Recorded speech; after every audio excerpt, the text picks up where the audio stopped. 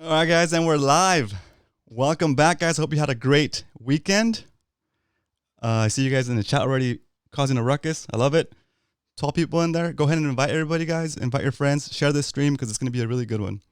I've been working with Kevin to get this stream working, and he's going to show us a lot of cool stuff, and I'm excited to do this interview. We might not take calls today. I'm not sure. We'll see how it goes. If we have time at the end and Kevin's up for it, we might take some calls. But for now, we're just going to do a straight up interview, but feel free to interact in the chats, and we can see the chats. So we might even take some questions on the fly. So without further ado, let me introduce you guys to Kevin Nakada. You guys know him maybe as Sea Samurai. And let me bring him on here. I got the split screen going, and I'm going to put him on full view. Let's see if it comes. What's happening, everybody? There you are. There he is. There's Kevin. Kevin, welcome to the show. Hey, what's going on? Happy to be on. Thanks for inviting me, Roman. Awesome. We're like, I'm excited that the technology is cooperating with us. Here is our first live interview with screen. So excited about that. Here's our split screen. Really smooth. Awesome. Nice.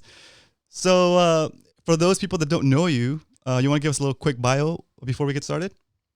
Sure. Yeah. So I've got a couple things going on, but I work for Hobie Cat Company. We make kayaks. Roman's done some great videos on the Pro Angler and all his kayak fishing, and it's been an incredibly interactive and a really has compiled a really good library of information out there for all you guys that are going to be kayak fishing. And I'm sure many of you guys have used some of his resources already to dive into kayak fishing around San Diego and outside of it. And we make those kayaks. So Hobie, I work for them. I've worked for them for coming up on 8 years now, so I've been with them for a while, and that was one of the coolest things I've been a part of since I started to grow up as a young man and be able to work in the industry. But before that, I opened up my own fishing guide business called Sea Samurai, which is why you see @Sea Samurai as my Instagram or not my title, whatever you call it. Your handle. My handle, yeah. So we'll probably go into why how that name came about, but that was my guide business, my fishing guide business. So I take people out. I did it up until last year in December, and I would take people out on private tours, private guide service between myself and a couple of people, 2 people max, and we'd go out and go after trophy game, which included yellowtail, white sea bass, halibut, sheephead, lingcod, everything big. We went after it, and we had some really cool things happen. Random things happen where we caught dorado out there and tuna, some really random stuff. So it's been a journey, and I've seen some cool stuff out there, and I know that reflecting now on it makes me miss it more. So, but it's been fun. It's been a fun time growing up in this community. I basically started kayak fishing in around 2008 was probably the first time I really gave it a try in high school, coming out of senior year. And so that was high school here in San Diego? Yep, I went to Horizon Senior High School. That's cool. It's a really small school, like no one probably knows in Claremont. It doesn't even exist anymore. So that's awesome. But yeah, I think I graduated with 92 people. So oh wow, cool. Really small school. Yeah. Nice. That was a good time. Cool. So that's perfect. So that's a perfect segue. We're gonna basically hang out for like about an hour, maybe more if you're available, and we're gonna just talk about kind of like your journey into fishing and kayak fishing and kind of like the whole Sea Samurai story. So I'm excited. I have some questions that I've been wanting to ask you, and I think it's cool if you just do it on the show so that everybody else gets the benefit of getting that information too. Yeah. I have nothing but time. Nice. Cheers. Cheers to you, so and cheers to a good time, Perfect. Let's officially kick off the show. Here we go, guys. Everybody in the chat, welcome. I'll do shout outs at the end of the show today, but enjoy the theme song and let's crack open our drinks. Crack open the whiskey. Nice. Still good. So for those of you joining us for the first time, this is basically a show like set up during the COVID shelter in place requirement for us to kind of communicate as a fishing community and enjoy the misery of not being able to fish together. Right? True. And So so it's supposed to be like a relief from your day to day. It's Monday through Friday, and think of it as just an hour of like hanging out with your friends, talk about fishing, and maybe it'll give you something to look forward to when you're having a stressful day at work. Here we go. All right, cheers, guys. Cheers, Kevin. Cheers. Perfect.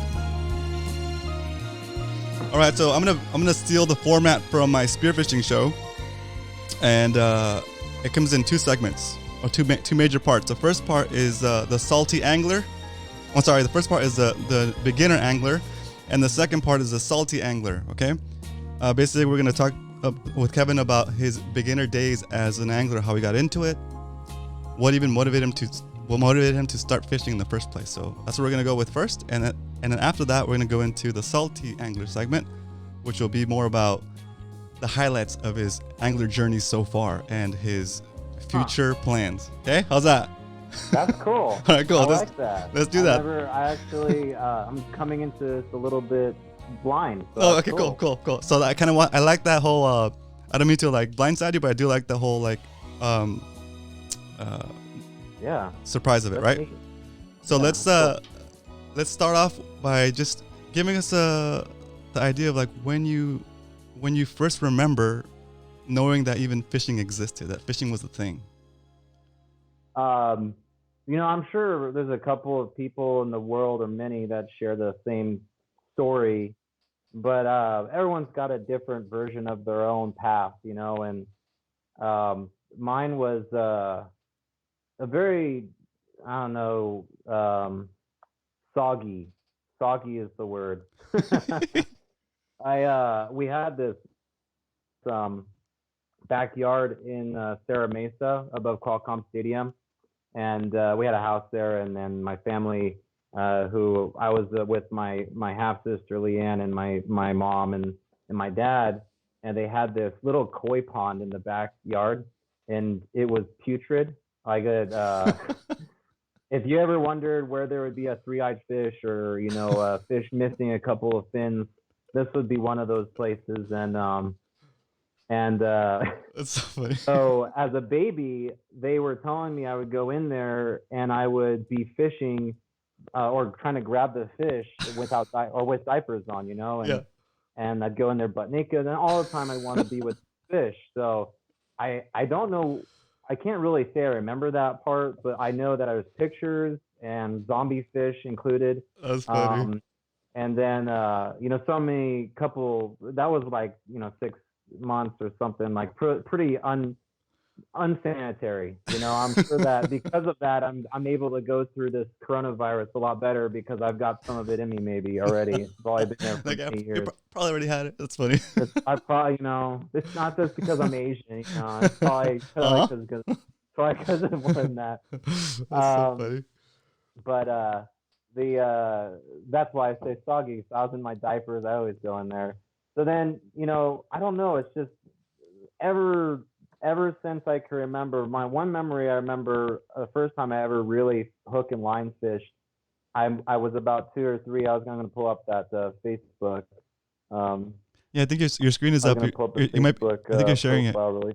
Yep, there it is. Oh, is that you? So that's me. Oh. This is little me. And, I'm not a fan of sharing baby pictures, but here, you got one. Nice. So this is a place in Hawaii called the Alawai Canal. It's in Oahu, and it's on Oahu near the airport in Honolulu. And this is very open. This park is so crowded now and it's got a big shopping mall and stuff around it. But anyways, there's these bunch of canals all around, and so you could go in there, and these little tilapia are everywhere. I mean, it's just like they're rodents. So my dad and I, there's a stroller back here. Yeah. My mom was with me. It was the first time I went to Hawaii, really, or maybe a couple of times actually. And my dad would put on this white bread and throw it on the hook with the bobber. Bam, you're in fish country. Your business, nice. That's yeah, perfect. So do you think that's probably one of your first fish there, huh? First hook and line. I think that was my That's so cool. line. Yeah.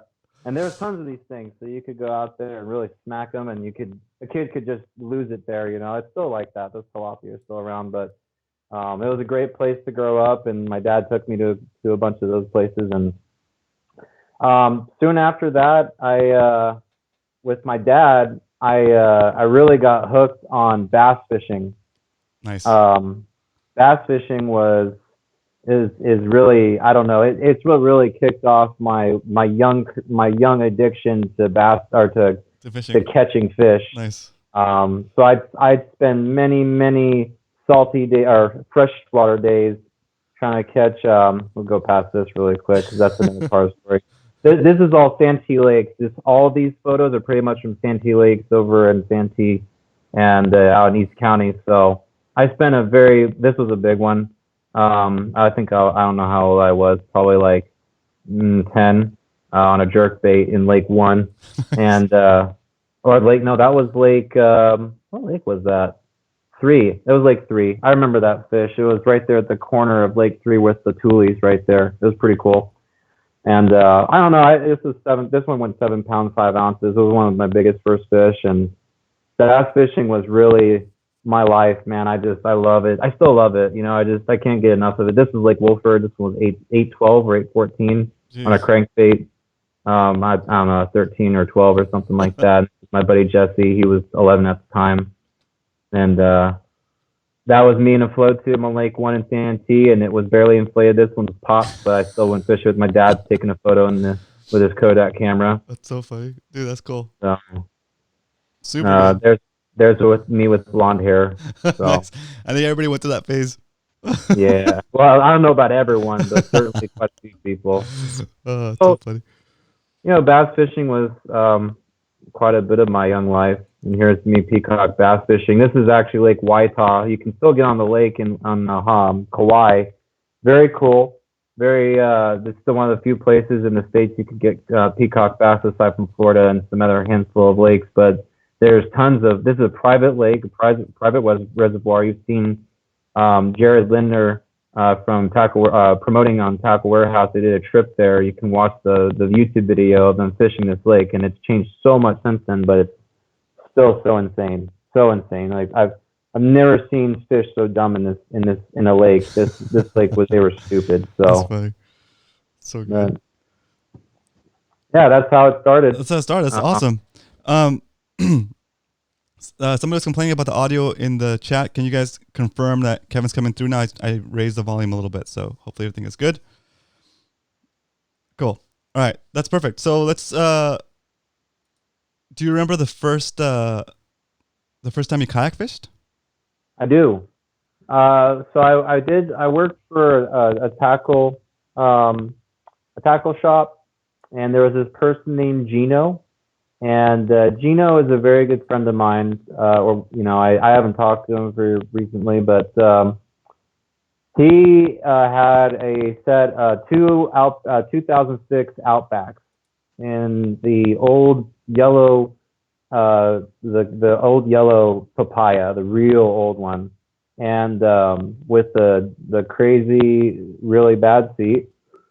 And that we all are probably not so fond of when you kayak fish. And the first time I ever fished it, I was fishing, where were we fishing? Mission Bay. We fished Mission Bay in front of, we launched out of Glorieta Bay, and we were going up, and we caught, there was so many spotties that night. That's when it was really young, and then no one was fishing at night, like there was no kayakers were fishing at night. So we went out there, and I literally just got this job as a senior in high school. So I was 18 before most of my other buddies were 18. Nice. So my parents held me back a year in high school. So I decided that I wanted to go out all the time, and I freaked out my mom so much because she was so upset with me. Like, you better call the Coast Guard before you go out and let them know you're going out. I'm like, Mom, I'm just going in the bay. Nothing's that's gonna happen. And but he really got me set up with the addiction, and I credit him for a lot of it. And actually Actually, that's not the first time. The first time I ever went was he took me to halibut fishing, Oh, nice. and he had a friend named Matt, and we all went out, and I dropped a crocodile down as they were launching, and I got a 28-inch halibut, and I launched from, where did I launch from? And it was the only halibut of the day, and Nice. it was the first 5 minutes of actually fishing, and man, you probably know where the launch point is. The very end of what's the street in Point Loma as you go down? Behind the park. The one like where they launch the stand-up paddleboards by the channel. Yes, the very end of what's the street? The main street going into Point Loma as you come off the 5. I can't believe this is. Like Rosecrans? Rosecrans. Yeah. Oh my God. I'm already giving away spots. Yeah. Well, it's like the last. I don't know if it's. Yeah, you're probably right. I probably shouldn't be talking. No, it's probably Kellogg down there, like the launch at Kellogg or something by the beach. Kellogg. Yeah, that's the one. Yep. I launched from Kellogg. Yeah, we launched from Kellogg. That's the place. It's a nice spot. Yeah, and that was my very first kayak trip. Super good. So, I mean, it's kind of a okay. So at the time, did you feel like you had any problems with kayak fishing? Like any what is it called? Challenges. With the first time? Yeah, or like in your beginner days. Like no. Yeah, that's good. No, the hobie's so easy you can't even mess it up. You know, it's like you just get in and you just tell someone to go pedal it, and they kind of look at you like the first time this guy told me to pedal it, I was 18, and I stared at him for a while, and I was like, well, I got a paddle, like I'm ready to go now, and he's like, no, you're going to pedal it with your feet. And I thought he lost his mind. You know, I had never fished with this guy before in this group of people. That's so funny. So yeah, it was interesting, and I just went out there and I started fishing, and I really loved every moment of it. I still do.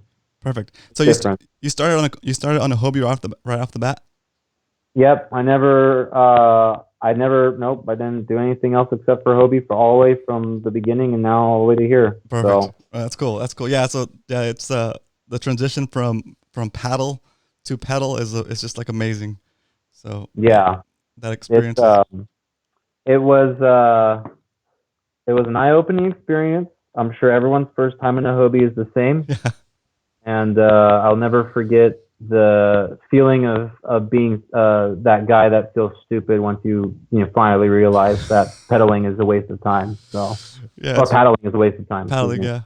Just like, anyways, I've talked about the virtues of having pedals many times. It's just amazing.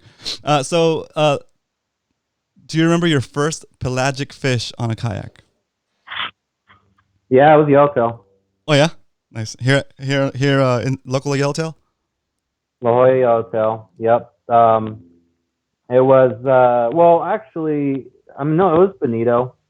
It was Bonito. Yep. There was big Bonito back then, so it was way different. You know, like the fishing in 2008 was stir crazy. Like I've never seen so much fish compared to nowadays, and it's just all different. You know, yeah. There was so little people and so much fish, and it was, even during my time, I've seen the change. You know, and that's kind of a strange thing to talk about, but that's true.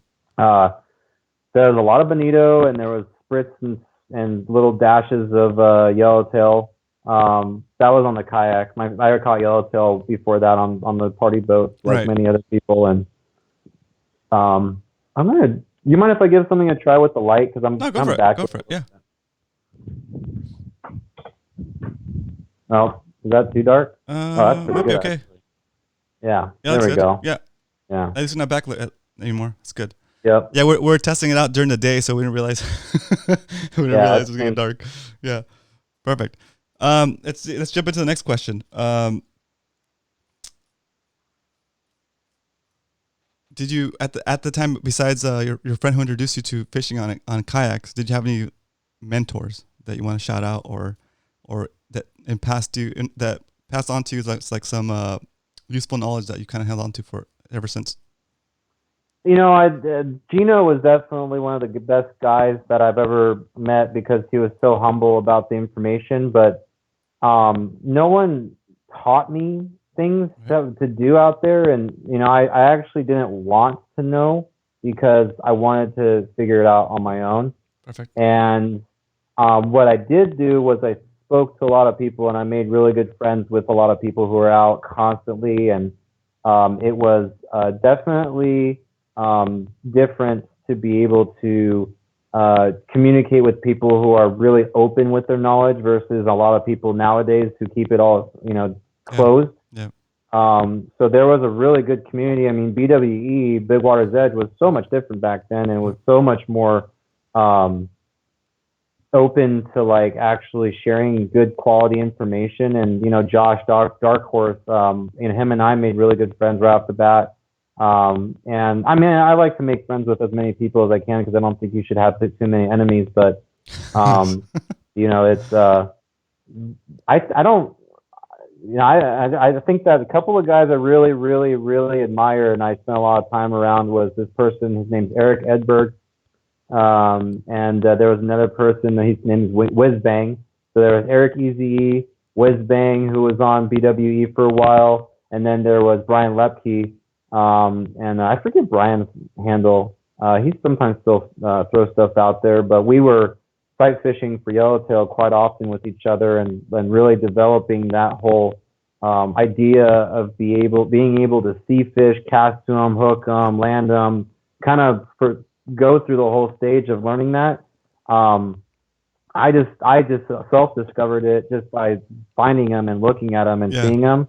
But Josh had been doing it for so many years prior to that, and he mastered it way before anyone had really gone out there and figured it out. So there's a handful of people that know how to do it still and that can do it really well, but I think it's a lost art that will probably die with a couple of good people out there. And it's a very challenging technique, actually, and I think that a very cool thing about it is that it takes a very detailed amount of skill to be able to master it. So that's what got me super hooked on kayak fishing. From there, it was like that's all I wanted to do was sight fish for yellowtail. And whoever has not like even seen a free swimming yellowtail, you won't ever understand it until you see it. But it's so cool to see these things underwater.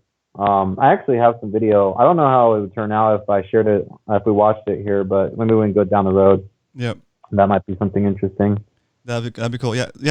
I've speaking from like experience, I have seen free swimming yellowtail. It's definitely an experience. It's especially if you see a school. Yeah. Where it's just like a wall of yellowtail kind of swimming by. It's like it's like the same. It's like a bigger scale version of like seeing a bait ball. Yeah. It's like yellowtail and they're huge. It's like what? it's they're hungry and they're ready to do it. Let me grab another bit of light here. Yeah, go for it. Super dark. Cool. It helps that you have the headset so you can still keep talking. Do I glow now? Oh, no, you're good. That's way better. Yeah. There you go. Cool. Let me turn it down a little bit. Cool. That's better. Perfect. Okay. Awesome. Yeah, we're making it work, guys. This is perfect. All right. So before we move on and talk about your saltier days, like when you're already into it, more experienced, even though it sounds like you were already pretty experienced when you were really young. The most memorable experience from your beginner days, and the beginner days are considered like before you were proficient at fishing. So like while you were learning the basics. What was the question again? Your most memorable experience. It could be like a crazy fish you weren't expecting, or like an outing you went on that was like just turned out to be great. Yeah. Actually, when I was flashing through those images, there was that albacore shot. Yep. When the albacore were around, it was kind of that flurry of that fever that we don't see too much of anymore. But people freaked out, when the tuna the albacore were in. Yeah. And so my dad had this wild hair To just give you a little heads up, my dad doesn't fish ocean at all, so he Okay. didn't teach me any ocean fishing. We learned bass fishing together. We didn't do any ocean fishing together at all when I was young, but that was one of them. And he took me on this trip. I was 10 or 11, and that tackle shop's actually the one that served me up and got me my first setup. So that's funny that it was an interesting twist of fate that I got back into that same tackle shop and worked for them. Um, but then we went out on the Red Rooster 3 with Andy Cates, and actually it was a different captain back then. It wasn't Andy, but we went out there, and my dad was super seasick. Like, it was crazy, and I was seasick. And the swells were like 10 to 15 foot swells, and we were out on the Mushroom or something, like, or the Butterfly, like way out there. I don't even know where we were fishing. Like, it was a 12-hour drive. Oh, It was a jeez. day and a half boat or overnight. I can't remember. Maybe an overnight. And we were out there. The boat was up and down and rain in between. It was whack, and my dad was just regretting the whole time. We took the Dramamine and everyone, that everyone does. And then you hear the engines come down. Everyone knows that sound where it goes noom, noom, noom, noom, noom, noom, noom, noom, and you hear the captain come on the radio. All right, guys, it's the real one. Start scooping bait.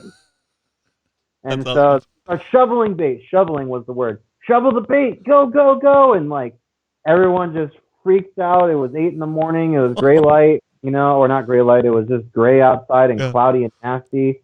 And I remember walking up, and I'm out there going as this kid. I was the only kid on the boat, just rocking back and forth in the middle of all these old dudes and my dad's trying to figure out this stuff with my new setup. Oh, I had yeah.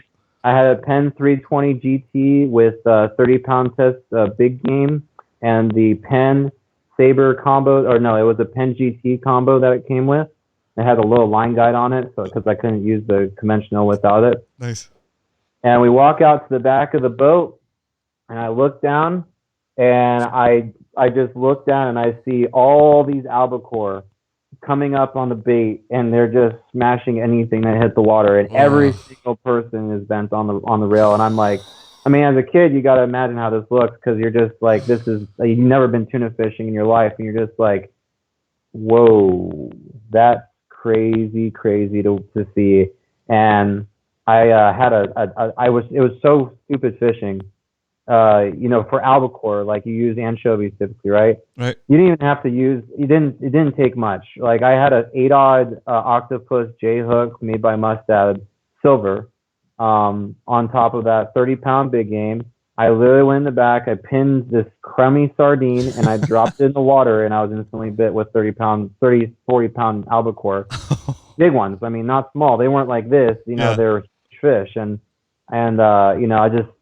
you just hook it, and you're like, oh, your line's freaking out, and you're freaking out, and then everyone around you freaking out, and as a kid, you can't lift up the rod. You're an 11-year-old kid just sitting on the rail, like, going up and down with a 10-foot swell, trying its best to, like, hold on. And the deckhand went up there and helped me out a couple of times, but I don't know, man. That was like That's so cool. the time I realized that fishing was a man's ordeal. It was a man's sport. It was you had to be a little bit tougher in order to do the real deal. So Yeah, in order to handle the big game. Yeah. big game. Yeah. That's crazy. Super cool story though. That's perfect. So that's the kind of stuff that like it really makes you see, like, visualize it. It's perfect. Before we move on to the salty angler segment, let's do a little sub segment. Basically 3 tips, just off the top of your head, for somebody that's new to, we'll say, yellowtail fishing, or we'll say kayak yellowtail fishing. Just 3 tips. Okay. 3 tips for somebody that's new at it. I can't deal with this light, so Now go for it. Jesus. Anyways, what if I do that right there? Oh, there you go. All right. The 3 tips I can give is put a bunch of time on the water and don't get discouraged. And that is the biggest one. No matter how many seminars you listen to, Mm-hmm. no matter how many dollars you put into fishing, if you can't figure out what to do when you get to the launch ramp, you need to back up for a second and think about the first step, which is to figure out the basics and where the fish are, what the temperature of the water is, what the tide's doing, what the current's doing, what the bait situation's like. Just take a step back and think about everything as a huge biosphere, a huge there's a ecosystem that if you don't understand, you can't even think about the next steps, which is how to catch all those fish. So take a step back, think about the big picture as the small picture, and start from the basic, which is to learn about your fishery. And the best way to do that is with time. So the only way to do it is with time. You can research as much as you want, but until you actually get in the water, it's useless. So makes sense. So good. The one thing I'll say is that with that knowledge of that one basic is that you could even spend as much time out there, and if you don't keep your mind open to opportunities, you will never ever realize what's out there. So like the free swimming yellowtail is like the perfect example, right? Because free swimming yellowtail is not something you'll see every single day, but certainly if you kept your eyes peeled, you would see it. If you saw a bait school getting pushed by yellowtail, okay, finally you would understand what's around and how the fish are interacting with each other. And if you saw a piece of kelp out there with just a couple of yellowtail sitting on it being super stupid, I'll show you a video of that maybe when we get down to it. But there's just weird stuff that happens out there, and you never really know what you're going to see next. And even to this day, I see stuff that I kind of just sit there. I'm like, wow, that really happens like that. And like, some people don't understand how yellowtail spawn even. So I'm probably going way too far into all this, but it's okay. Anyways, that's my first tip. Perfect. The second tip is don't spend your money on stupid stuff. That's even like a life tip too. That's a for sure life tip. Especially nowadays when you have so much stuff to look at and so much accessibility to things that we never had ever in our fishing history, right? For example, we had never had Spectra up and that was easily accessible to people until like 2008 and 2010 when Power Pro was a big deal. That's a good thing to spend your money on. You're going to save a lot of money. You're going to use it for a purpose. You're going to cut through kelp. You're going to get a lot of sensitivity out of the line, and it lasts for 5+ years if you take good care of it. Like there's things like that are worth it. And when you do that, you'll gain a lot more confidence when you're spending money wisely and not going into it with $1,000 budget and ending up with $2 worth of fish in the end. So, so good. I think that's one big thing that people kind of just go, yeah, I'm going to go get a kayak. It's going to be a pro angler. I'm going to get a 9-inch HDS, and I'm going to have the live well Excel, and I'm going to have everything decked out. So that's like $7,000 right there. Boof, gone. Yeah. And then they go out there 2 times and they're like, I haven't caught squat. That Kevin guy on that YouTube live stream with Roman, he was really just he's a crock of shit, So am I allowed to cuss on here? I'll do it only one time. So we'll try to cuss, but one or two slips in the moment, it's fine. Yeah, that was. I mean, come on. Yeah, this is for kids. So I think that those are 2 helpful hints. I think the third one is to try to have fun. Nowadays, not a lot of people take it to that level where they get to have fun. Even I get caught off guard sometimes. I try to get so serious into it. I want to catch every time that. That's part of the reason why I stopped guiding there.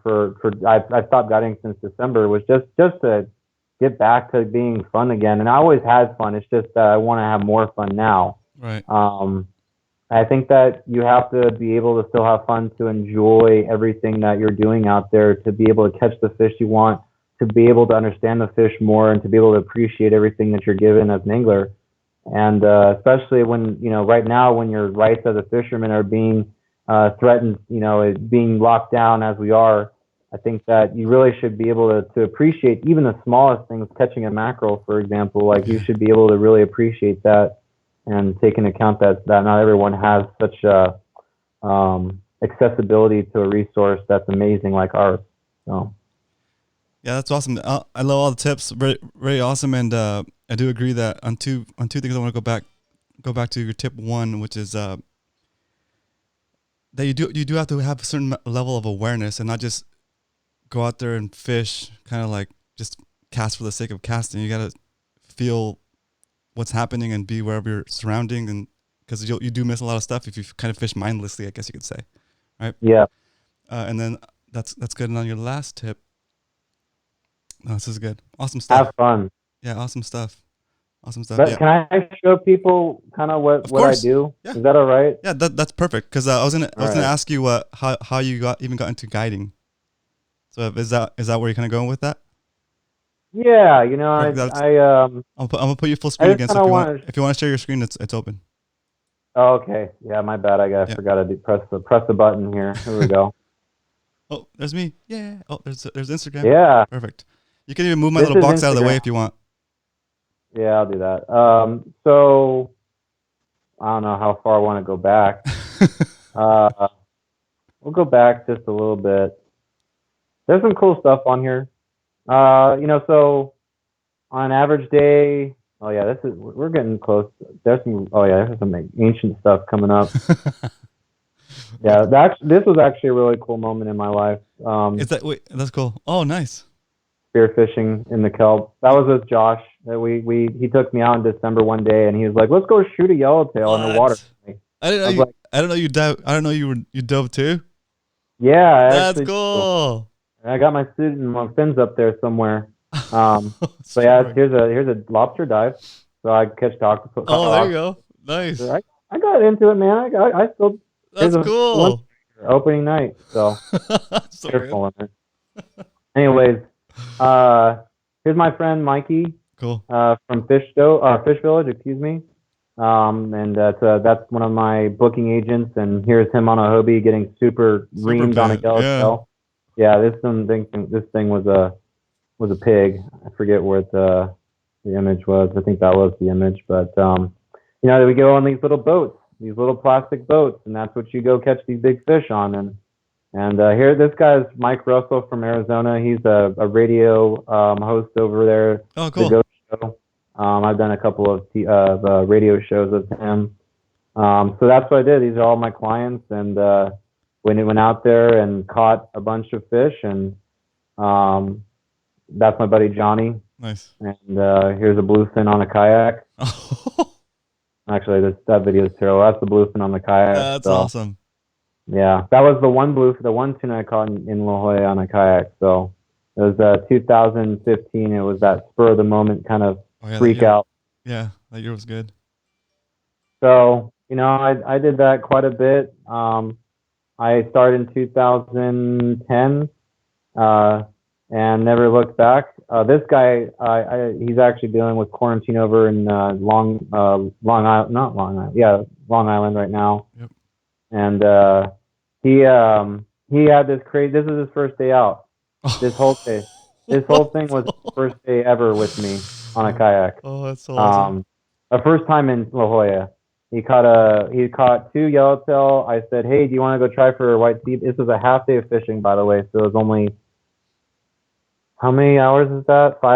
6 hours. And I was like, "Hey, do you want to go and try to catch a white sea bass?" And he didn't know what that was. I'm like, "If we go get one, this is gonna be like the big deal. Like, you won't have to come back here. You can retire." And he'll go, "Okay." And they were biting super good a couple days prior, and I was like, "We're gonna go get them." And we put down the first bait. It took one bait in about 30 seconds about me telling him how to do it and like showing him and just explaining to him what's gonna happen. And he hooked up and he just started reeling like hell, and I gapped this thing in 30 seconds, and then bam, that was it. So Then we went back and caught 2 more yellowtail. That's so good, dude. That's awesome. 6 That's hours. awesome. That So you said you only open up your guiding service like for part of the year. Is that how it works? I actually quit just not too long ago in December because I needed a break. You know, I was booked. Here's a cool image. I don't know if you've ever seen this. Oh, that's a good one. So this night I caught 14 sea bass myself. And they were all this size. They were 35 to 55 pounds. Like this was a 55 pound. This one was 55. Jeez. This is Tom. This is Eric Easy. He's one of the guys I fished with. Tom, you can still see Tom out there. He fishes in a 16-foot Revo 16. It still probably has the papaya. So. Nice. That's so awesome. Anyways, that's what I do. Enough bragging. So. No, it's good. It's perfect. So you don't have any intention of redoing your guide service? One day. Okay. One day. Cool. One day. I just needed a break. Yeah. Perfect. So right now you're kind of hanging out doing stuff for hobie with hobie. Yeah, I've worked for hobie for 8 years in between guiding every weekend. But what I really do, what I really wanted to do is I really wanted to go catch a swordfish. So my swordfish reel isn't up here right now because I'm spooling it up with 100 pounds pro spec. But I really want to catch a sortie, and I really want to catch a super cow. I've caught a cow. 300 pounds, right? Yep, I want to catch a super cow. I really want to catch one that's close to 400 pounds because there's going to be some 400 pounders this year. So I want to go try one. I think with that, I've got the reel. Sorry to interrupt. What's the kayak world record for bluefin? Because that would probably be a world record, I would think. Because 300 pounds, that'd be amazing. Well, so I actually bought a boat. You know? Oh, cool. Okay, cool. Yeah, I bought a boat. I've been fishing off of it for about a year, but which is part of the reason why I retired for just a little bit because I have a boat now. So, nice. But I do have the intention of catching a swordfish off a kayak, not necessarily a bluefin. That'd be cool. I've tried the bluefin thing, and it's very hard to do because they're so fast. Yeah. But I have been out there on the 9 when they were there. It's just I can never catch up to them ever. It's so hard. And they never really bite for me. So when I'm on a yak or whether I'm on a boat. So right. Yeah, I definitely had some good times trying for bluefin out there on the yak, but I've never hooked one on the yak. We have actually. There's a good story here. The new Outback. Yeah. So we actually took this thing testing out in. We took it out to the bottom of Clemente when the bluefin were really starting to eat the flyer in like 2016, and 2017. 2018. I don't remember. They were hitting the yummy pretty good. Oh yeah. That was like 18, I think. They had this like really good 2 weeks. Like it was stupid. And so my buddy Callum, who runs San Diego, what is SD Fishing? SD Fishing is what he runs. SD Fish, yep. SD Fishing, and not SD Fish. It's Oh, okay. Sorry. Yeah. So he runs. Let me look him up really quick. Give him a shout out. He's a really cool cat, and he's got a captain's license, and he's been running. San Diego is his other side business, so you've probably seen ads on Facebook from him. I recognize that one. Yeah. Yeah, he's a cool dude, man. He called me today. I should call him back sometime. But anyways, he took us up on him and his partner Chuck at the time decided to take us out on the Outback. And we had this wild hair up our butt to go out there and try to hook a bluefin on the kayak. That'd be so epic. So we took 3 Outbacks, myself, Morgan, and Howie at the time. This was a couple years ago, with one cameraman and the captain and Callum. So that was 6 people total on this trip. And we're like, let's just go. We never tried this boat. Let's go and try it for the first time ever. And like in the bottom of Clemente, if you ever fished like bluefin in the bottom of Clemente, you'll know that it's sometimes pretty rough out there, especially when they're eating yummy. And whoever doesn't know what a yummy flyer is, it's a plastic flying fish you skip along on the surface at 10 plus knots, and you're trying to get the bluefin to come skyrocketing out of the water and eat it. It's pretty insane. So that's so awesome. We hooked one, and this was the first time. Well, actually, just before this, we had a foamer of yellowfins, anywhere from 40 to 70 pounds. and we got into them, and we got the full thing on video, and all that. Like, it was just stupid, insane. It was a whole day of it, and it was so cool. And we caught them on poppers. Like, you just flicked out a popper right there, and you got them. And it was Nat Geo. The water was super white, and it was cool. And then we hooked this bluefin on the Yummy, and we unhooked a Outback, and I was the first one. I almost like fell in the water. I was going so fast into the boat. I was trying to be the first one in there. We were trolling the yaks while we were doing this, while we got bit. Wow. So we had to put the drive in, the seat in, the paddles on, everything to get it ready, and then put the PFD on. Mother shipping, and also yacht. Yeah. So we looked ridiculous out there. Like, no one, like, there's whole fleets out there, and we're like there was 3 kayaks being towed off a 50-foot what it was, the boat. Anyways, it doesn't matter. We were on the back of this boat and trying to get this thing and hooked up. And no, I won't throw any names out there, but a Squid comes up and then totally runs over the line. There was 500 plus yards of this structure out there, and we had this thing gut hooked for sure. It was gonna die. It was a huge one. And we saw the thing coming out of the water. We got it off the thing and got onto the kayak and tried to reel this fish in, and didn't even get to turn the handle before it got run over, but the line got run over, and that was the end of that. So we had all this cool footage. It was a 2-part story. And you said we didn't really care about time limits, so no, it was good. That was super good. And like so like you have all the footage from the everything leading up to it, and then you kind of just got like robbed of that final shot. But you might be wondering why there's never been any tuna footage, right? Like, why hasn't there ever been any hobie promotion of tuna on a kayak, right? Because we had all of it. Yeah. Well, the camera guy kind of lost the camera, and it's at the bottom of the 3,000-foot ocean. So his $5,000-something camera with the housing. I mean, this is a legit camera. It's a surf cameraman, and works for Surfer Mag and stuff like that. And it was just gone. Bye. So. Wow. That's an expensive outing for that guy, man. Yeah, it was not good. I feel his pain. That's crazy. Well, that's still an awesome story, though, right? Yeah. Okay, so if you still have a little bit more time, go ahead. Oh, sorry. I was just I'm watching the chat here, and the guys are talking about the Adam Fisk Marlin. I don't know if you've seen that yet. I haven't seen it, no. Oh man, you gotta watch that. With the Los Buzos guys, Adam Fisk, he's one of the guys down there. You know about Los Buzos? Yes. So you didn't see him land the 500-pound black marlin? I didn't see it, no. Oh, it's insane. You gotta watch it. It's so insane. And it was a legit catch. Like, he caught it. He launched from shore and hooked a tuna and then caught it. Hooked up bridled a tuna and then caught the thing. That's crazy. Yeah. Oh, it's insane. It's one of the coolest things I've ever seen. I'm going to look it up. That's good. Yeah.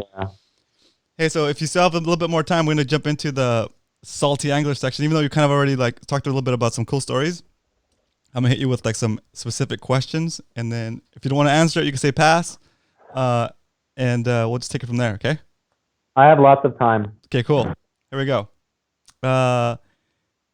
Your favorite multi-day trip kayak fishing? If I had to pick one? Yeah, or tell us about one that was like super good. Okay. There's a really reasonably priced one I'll put out there. Okay. I've been a lot of places. I've been to Panama. I've been to Europe. I've been to Hawaii. So cool. I've been to Louisiana. I've fished a lot of places. I fished Cape Cod on a kayak. Yeah, so all those trips, all those trips have been on a kayak? All these are on kayak. So awesome. So my favorite one of all time, of all those places, Panama including, was Florida. But a specific place in Florida, it's Pensacola. Okay. Awesome. There's a couple of guys down there, Matthew Van and Brandon Barton.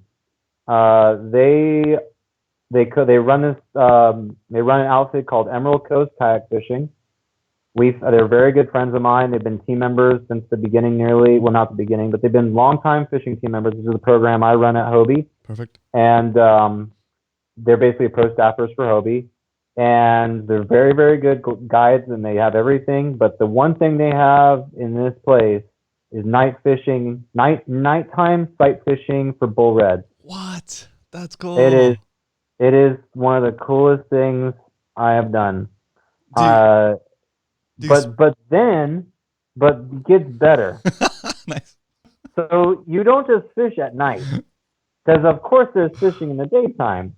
So you don't just fish the same things either. So the other thing you do is you can go fishing offshore for red snapper, for cobia, for sails sometimes, and dorado and grouper. So during the day, you go way the heck out there and you go and fish off these, crazy rock piles that are in like 60 feet. Like for us, it's super shallow. Yeah. And you catch these giant red snapper and they fight crazy hard, like stupid hard. And you're hooking them on, cut bait, and waiting around, waiting for them to pick up. This is like sheephead fishing, but on steroids. The sheepheads fight hard when you get a big one, but like every single red snapper you hook or grouper you hook is like crazy fight. That's awesome. And so you fish during the day, you fish at night, you wake up, you maybe get 2 hours of sleep, maybe, because you're fishing all night. Yeah. For redfish, and then you go and do it all over again. And you can do mangrove fishing. You can go flat fishing. Like we did all sorts of weird stuff. We were so cracked out on sugar. It was like we did not. I have pictures maybe somewhere of catching, or have our hotel room littered with M&Ms, Blizzard, and Skittles. And then 5 Hour Energies, along with, and then beers and stuff too. But like it was That's so funny. Pure crazy. I've never not slept so much. That's crazy. That's fun though. It's like one of those like rare occasions where you kind of have to go all out and enjoy the moment. That's perfect. Yeah, it's cheap. Like you can get a flight to Florida if they're a round trip for like $250. Especially now, you can probably get one for $50 if they probably give you this seat if you want to. Right. So that's funny. Yeah. Ray Benedict just said, love sheephead fishing off the yak. They fight like tanks. I love that.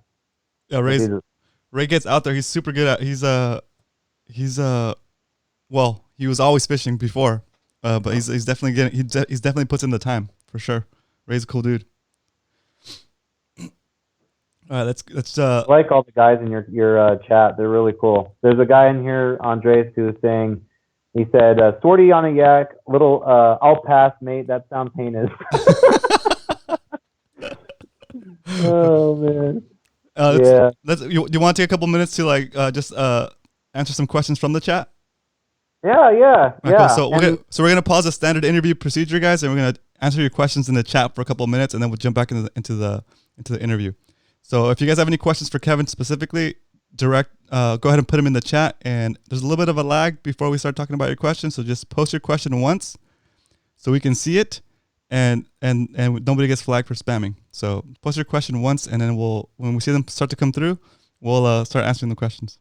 Can I show you one more picture, by the way? Yeah, totally. So maybe you guys don't know. I'm gonna share my screen. Obviously some of these guys don't know.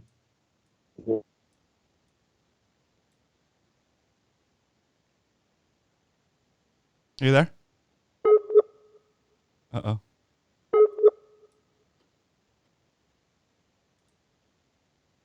Hey, Kevin, you there?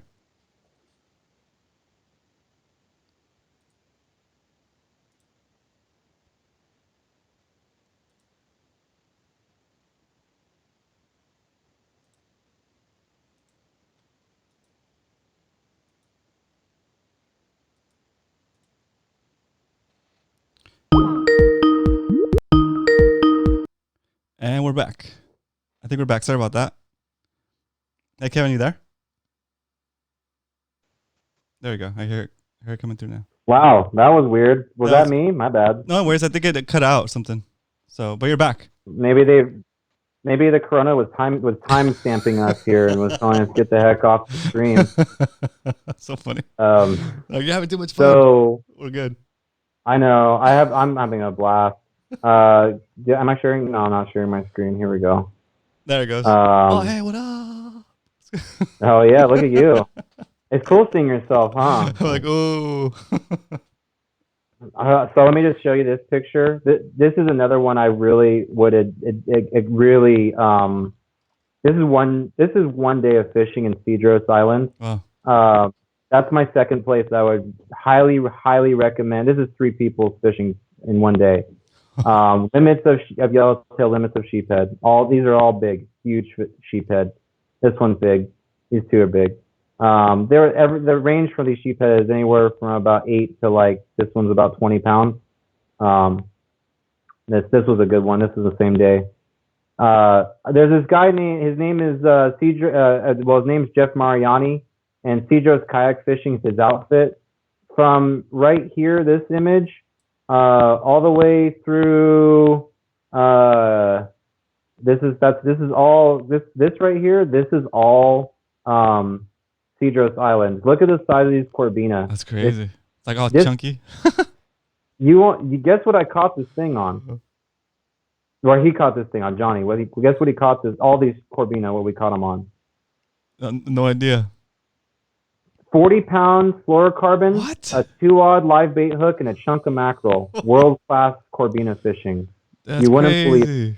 Believe all these huge corbina. They were drag rippers. I mean, it was cool to watch.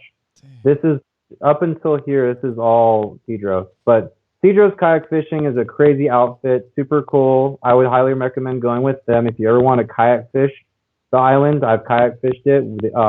The first time I went to Cedros, I'll show you the very first time. Here he is, just Jeff Mariani. Oh, cool. A little black sea bass. We returned it. This was the same trip. This is that's a nice halibut. Nice. Yeah, on the artificials. Here's a big sea bass from that year. That was La Jolla. Anyways, let me get back on topic. I love sheephead. This is my personal best. This is 23.2 ounces. Jeez. And I've hooked some bigger ones out there than that, but that was my personal best. I love sheephead, so if you guys have sheephead questions, you should ask away. I rarely give my secrets out, so I might have to pass on some of them if they get too detailed. We'll see. Perfect. Anyways, let me get back on the screen here. So nobody's posting specific questions, so we'll keep going with the interview, and if somebody pops in, there we go. Wait, that's good. Okay, good.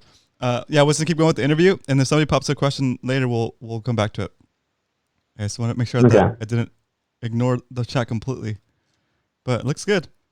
30. Here we go. Here's one from Clint. All right, go for it. Let's see, I'm heading out to San Clemente Island in June on Mothership. Nice. I don't really like using live bait. What would you use to troll in your kayak? Okay, good question.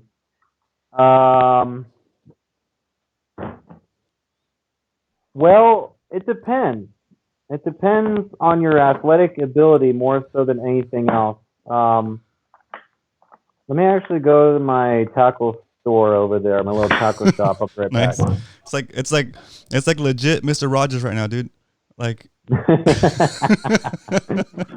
like let's go visit our neighbor. Oh, tell us about this bait. Oh, well, as a matter of fact, I have it right here. Yeah. So good. I have a couple of things.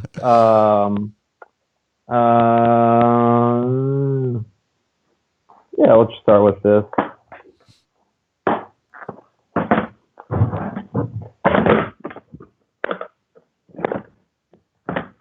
So I have many boxes, but this box is relatively fresh. I've just bought all this stuff. Nice. I spent a lot of money on my Amazon account recently for this particular lure. So I wouldn't really troll when you're at Clemente. My preference is to cast when you're at Clemente because you will be in a huge amount of fish. and you can cover water better when you're casting versus trolling. I know it sounds weird because most people would say once you want the fish to track your lure from a longer distance to get expose your lure more into the strike zone for a longer period of time. Well, yeah, that's true. But the way these fish attack on the island is way different. They approach a bait at speed and they want to crush them quickly. And they do it because they don't have very many people that target the fish out there, right? Whether it's calico bass, yellowtail, white sea bass, whatever your target may be. So my preference is to use this particular lure. This is a Colt Sniper jerkbait by Shimano. I am not affiliated with Shimano. I love Daiwa guys. Those are my people. They make a similar thing called the Daiwa SP Minnow, which I also have here. I will show you that in a second. It's the many boxes of stuff I have here. Here's one. So this is an SP Minnow. This is made by Daiwa. It's also a very good option. It looks minty. Is that mint? That's a mint. Yeah, yep. Nice. They're nice. But this Daiwa or this Shimano Cold Sniper jerkbait is a phenomenal lure. I have not found a lure that really casts as well, works as fast as you can work it without rolling, skipping, nothing. This lure is the bomb diggity. Nice. And you're running it with the swivel? Yeah, you can see on the nose right there. There's this kind of corroded. That's a Spro 230-pound power swivel. Perfect. With the owner hyperwire number 7. There's an owner hyperwire number 7 split ring right there, and this is a ST66 one-odd. This is the 170 size of the Shimano Colt Sniper jerkbait. Such a good bait. This lure is freaking good, and it's only $13. Like, I can't tell you how good this lure is. It's actually $14.99, I think. Have you fished that lure in Mexico? It looks like it'd do well for like cabrilla and everything. Yeah. Every fish eats this thing. They make a 140. Look at this little sucker. Nice. This thing is a little sardine. Look at the eyeball on that. Nice. Like it has this little bill. It gets down there really quick, and this setup right here. This is the size 1 owner ST66s on the 140 with the number 7 and a owner hyperwire split ring and a 230 Spro. The thing kills it, dude. Like, that lure is stupid. I've never seen fish eat it as good, any lure as good as that. The second one that's super good is the Max Stick, which I'll get probably to in a little bit. But for that gentleman, I would cast that. You could troll it at speed when you're moving around, but when you're on Clemente, if you've never fished it before, you can.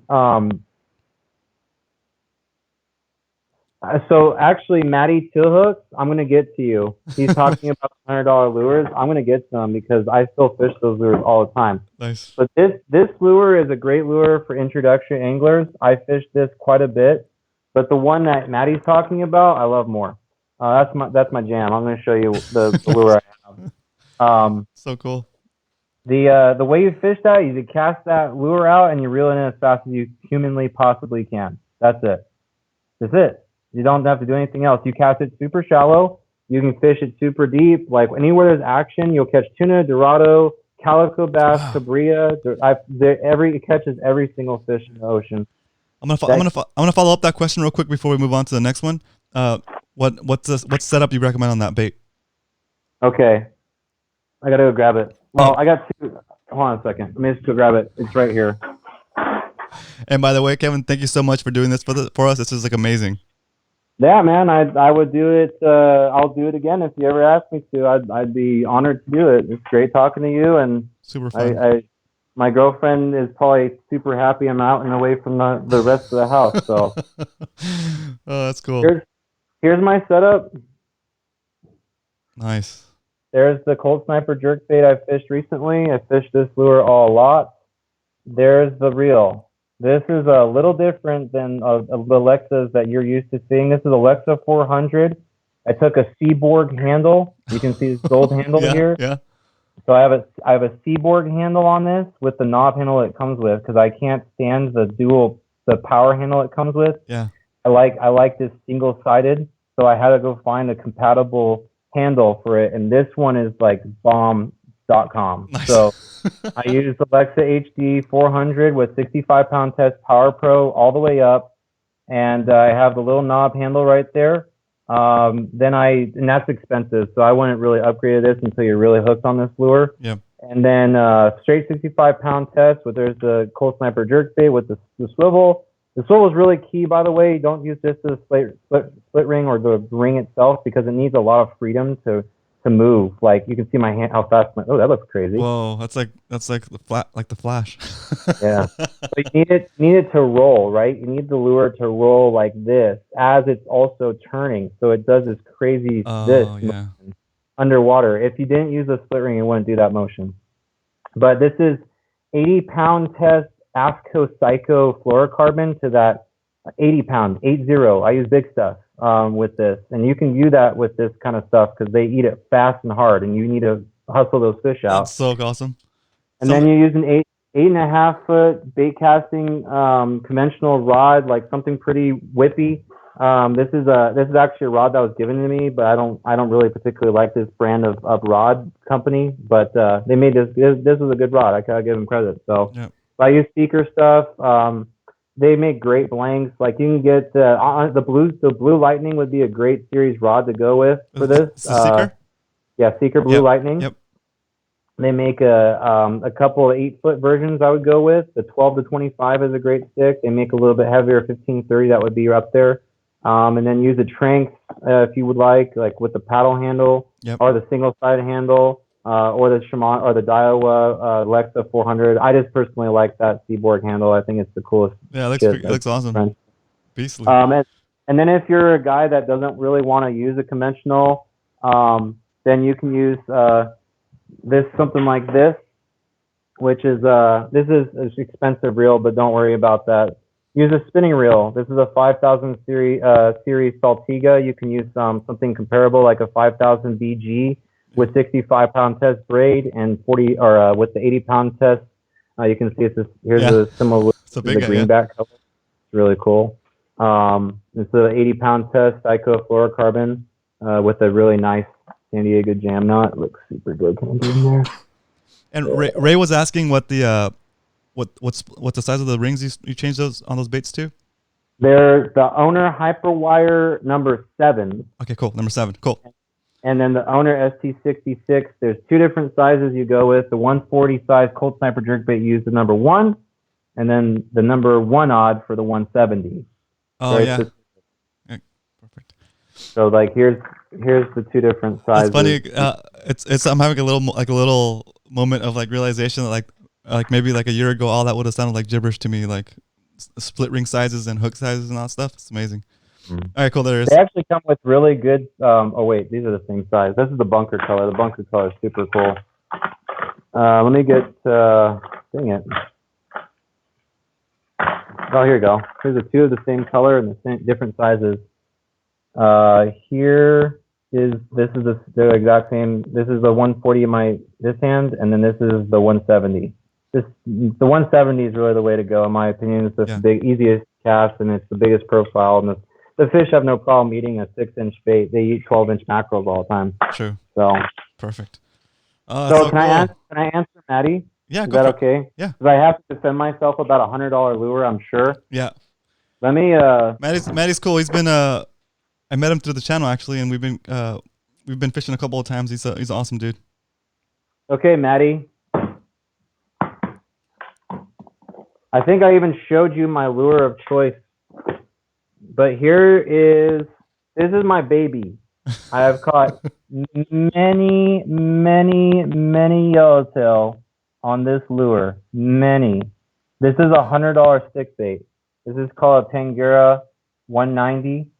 Fish Village Trippers Tangera 190. This thing is insane. This is the best lure I own in my box. I've actually never lost this lure, thank God. I use big line on mine, but this is a great lure. I want to, if I get a chance to show a video of that, I would love to. I use that on my spinning rods. Here's another one that's right tied up for this time of year because it's starting to bite this thing. Yep. This is the 170. This lure is so good when they don't want to eat anything. Like this particular bait, this thing last year caught me almost 80% of my yellowtail, Wow. and it's $100, but it's worth every one. People spend stupid money on other stuff. Like, can I show you? I'll show you another thing. Like, here's my surface iron box. I don't even use surface irons anymore. You know, like this is my good iron box. If I showed you, I could probably show you here. That was my one jig box I have around. Here's one stick bait box. Here's another stick bait box. Yeah. Here's another stick bait box. See how full it is? That's I believe cool. in things quite a bit.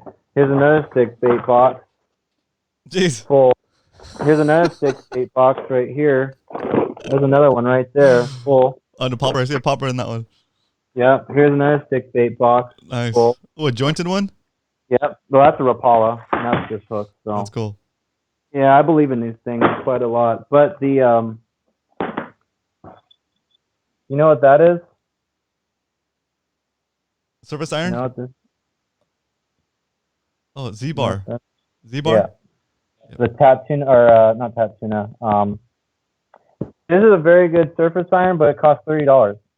$30? $30. Very good. Everyone you buy is exactly the same, and they're all very good. They're one of the best swimming jigs out there. They're like machined? Or like Yeah. Perfect. machine. That makes But sense. like everyone spends crazy money. Like as long as you know how to use it and you believe it, and use it. Like I use all my stuff. I've never lost my stuff. If you never throw that stick bait, you won't know how good it is.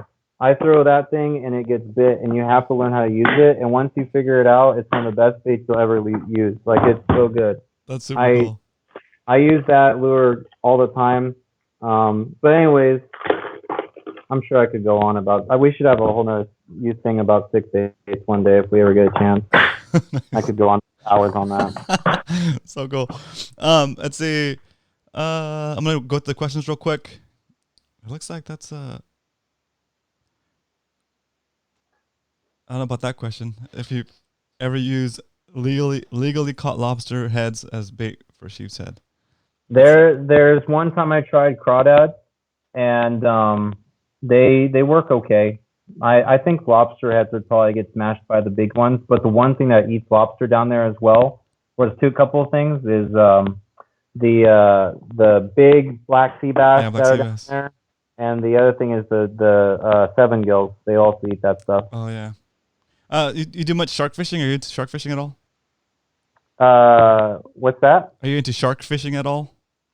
No, I don't do shark fishing. I don't like shark fishing. I have a deep respect for those fish, and I just don't like to eat them. I don't like catching them. Yeah. I used to do it. Like I did it one time or two times for threshers and makos, and I was like, yeah, I'm cool with that. Yeah. Those things. Yeah, it makes sense. I have like a policy, like just a personal policy. Like I don't shoot sharks, and hopefully they'll leave me alone too. That's good. Yeah, exactly. It's probably true too. Yeah. So I'm sure that because you're leaving them alone, they're gonna keep you alone. Someone asked about a mad scad, by the way, and Maddie, I think those are okay. They're okay. I'm not really a big fan of sinkers. I like the floaters. Those are, in my opinion, like the way I fish for yellows. I almost always see the yellows right on top of the surface. So if I can throw near the surface and get their attention, I feel way more comfortable. However, I do fish another lure called an amagari. That's pretty good, but that's a sinker.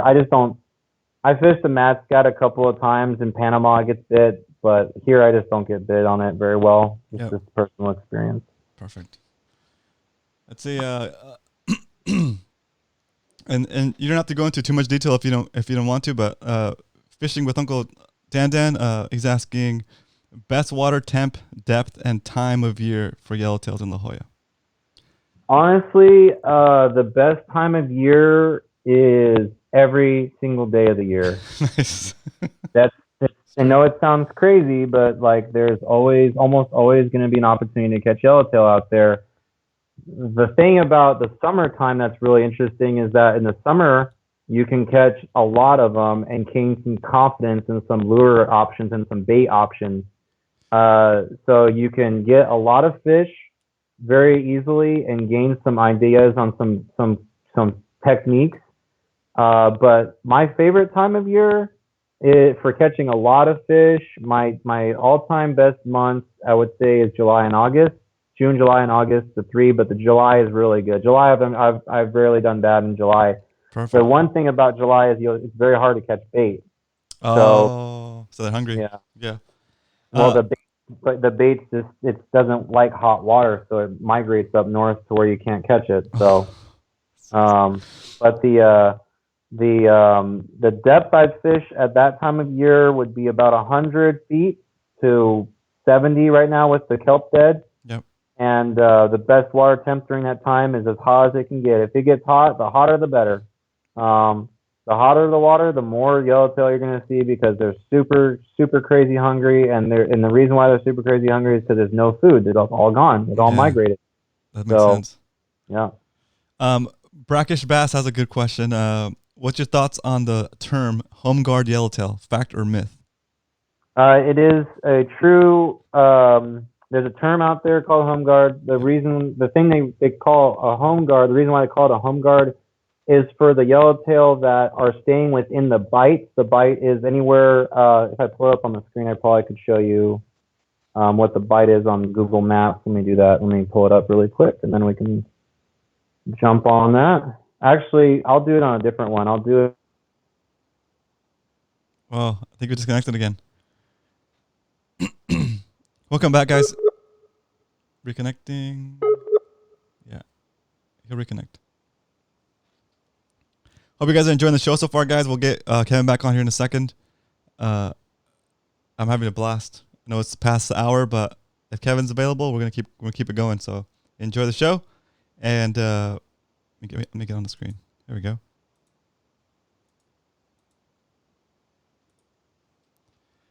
Well, we're gonna wait for Kevin to call back, and there he is. All right, we're back. Man, right. That's okay. You gave me, or is it you? You gave me a chance. You gave me a chance to do a commercial, or to do like good. Yeah, perfect. So you're back. I think whenever you go to share your screen, it's freaking out. Let me put you back on the screen. Yeah. Let me just test the waters here. Okay, let's do it again. And everybody knows this is like live, and we're playing it as we're doing it as it comes along. So there it goes. Yeah. Yeah, see there. It's working now. Looks good to me. All right, so this is Temp Break. Temp Break's a very good resource for people who don't have access to something like a fish dope, you know. So this is cool. This gives you. This is called a composite. It takes the latest 8 days that it can record that the satellite can record surface temperature, sea surface temperature, SST. So that's right here. So you can go backtrack for a couple of days. You won't see much because there's this huge fog bank and that's this white right here. But trying to pull up a day where you can see. No, it's super whited out there. So like there's nothing we can see here. But anyways, let me show you the bite. The 8 day. Oh, that's a chloral. This is a chlorophyll composite. This is levels of green reflection you get from algae, and it records that the chlorophyll levels is what the green is. But it's actually like the satellite sees the green. It has a different it shows up differently with different filters when they use these photos imaging from the satellite down. And so chlorophyll affects clarity in the water, right? Well, it does that. It also affects where the bait's gonna stay. Perfect. So the bait right now, you can tell these are super inaccurate because there's this cloud cover, right? So you want to close my little window on the side? Oh yeah. Yeah. There we go. You didn't want to check out yourself for a while? I'm like trying to see in the back of my head. I want to face the screen because it looks cool. Good information. So the bite is from anywhere from Catalina all the way up into here, into Anacapa and the Channel Islands, all the way down to basically Ensenada, right? Yep. Which is right here. So this right here is the bite. This whole series, this whole area. And the biggest yellowtail will stay in this area all year round. They move very little, but they'll stay here. The home guards are the ones that will stay even more local to their zone. Our local yellowtail with our home guards stay anywhere in this area where the beaches are. You've probably heard that term thrown out there infrequently. People fishing the beaches. Yep. But the beaches is anywhere from Dana Point down to just by the rock pile in front of Rosarito. And the fish that stay here get huge, you know, like they're huge and they're greenback looking. Like this is a baby, right? These are baby summertime fish. There's a dodo in between. This is La Jolla. This is my client from Arizona. It's pretty interesting that he got the one guy that's ever gotten the Dorado with me. He was from AZ. But look how this blue is on the back and how small these things are and how brightly colored their band is. Yeah. When you see a big old sucker like one of these, like let me get like this thing right here. It's the stripe is more like blended in. They're mossy looking home guards. Like that's how they look. They get way crazier, like way meaner looking. That's cool. Some of them obviously be bright colored, but most of these big ones, they get this very pale look to them, and that is a home guard. Those fish are staying. They like this is a 43-pound fish. You can see how faded out, bleached out his body is. Yeah.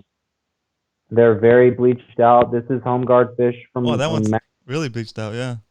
Yeah, that's Mex. Those ones stay in Cedros. They don't get very faintly, or they get faintly colored because this is a summertime fish. You can see the band. He's just transitioning to staying local. Yeah. These fish experience things that, like this fish in particular, this is last year. You can see this is Black's Beach back here, just above. This is the glider port, so just above the legal zone, or just above the illegal zone, which is like over here somewhere. Yep. But super bleached out, like or faded out, I should say. So those are all home guard fish, and you can tell by, you know, obviously some fish you can never tell because they just don't know where they are in the world of their life. But that's super cool. They do experience a fading color. Home guards are a real deal. Perfect. That's so good. That's so good. That's like a lot of new stuff for me too. Learning along with these guys. I love that question. Can I? Maddie's got a bunch of good questions. Go for it. Answer is one about. So when you ping yellowtail at let's say 40 to 65 feet, are you throwing a yo-yo or sticking with your floating baits, hoping to bring them to the surface? Most of the time when you see most of the time when you're seeing yellowtail that shallow, they will bite super duper shallow, like they are eating on the surface. The only reason why you may have not caught them, or not why you're not getting them right there on the surface, is because they're not. That particular school is not there eating like that right at that moment.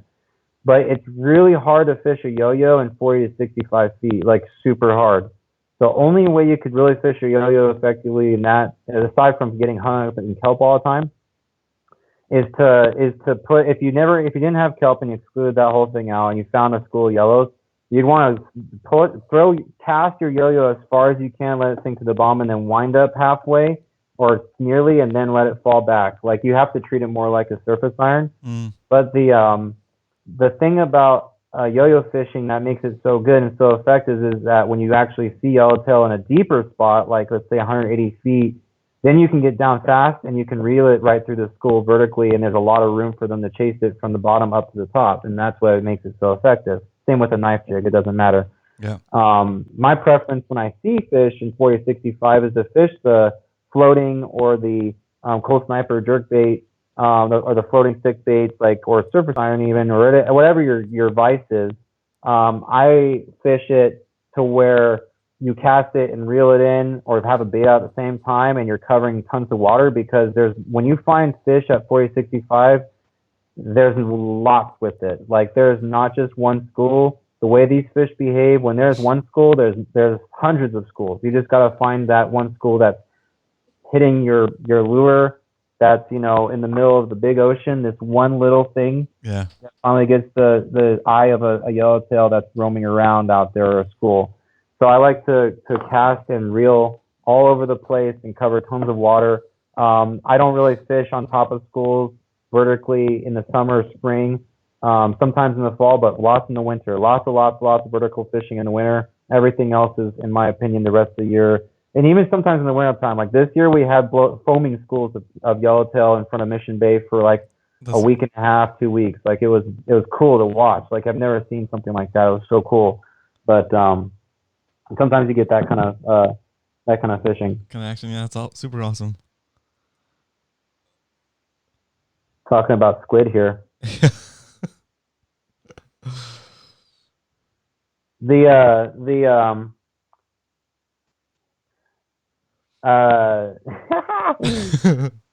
Float tube yellowtail, baby. Yeah, That'd be awesome. I'm talking about. That's my guy right there.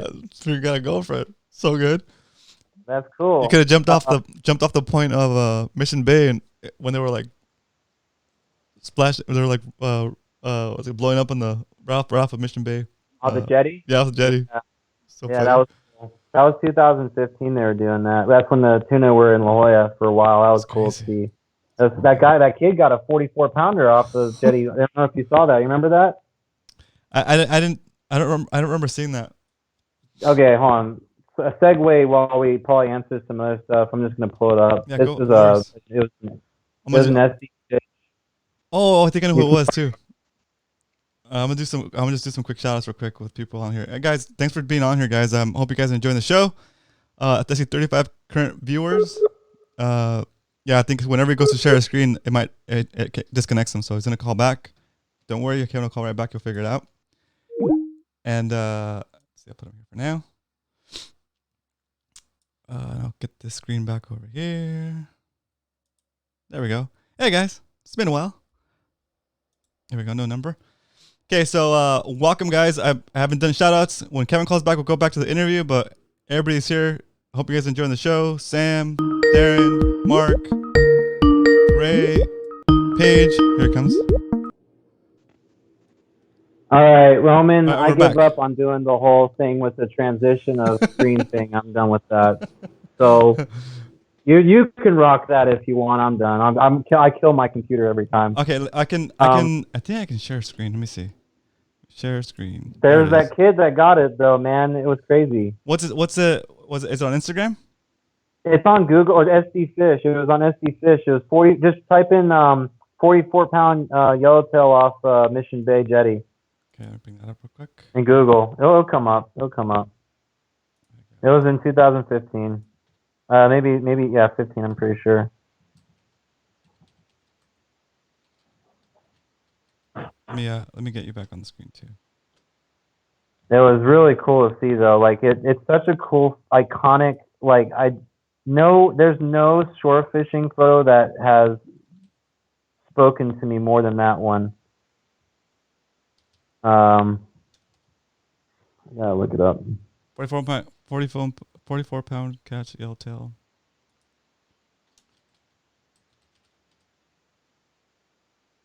It was so cool to see though, man. That kid, he was so stoked on it. It says 45.6. Excuse me, 45.6. Short him a pound and a half. Yeah, no, 45. It's actually in San Diego Reader. Yep, there it is, 2015. 2000. Jared Davidson and his friend Nate Lindsay. Hey, put that link in the chat. Okay, I can do that. Cool, and then I'll bring it up. Man, technology. I know, right? We're learning so much about this stuff as we get enclosed with it so much, you know. That's true. I just posted it. Yeah, there it is. So I got to talk about some things here. Yeah, go for it. There's some good questions.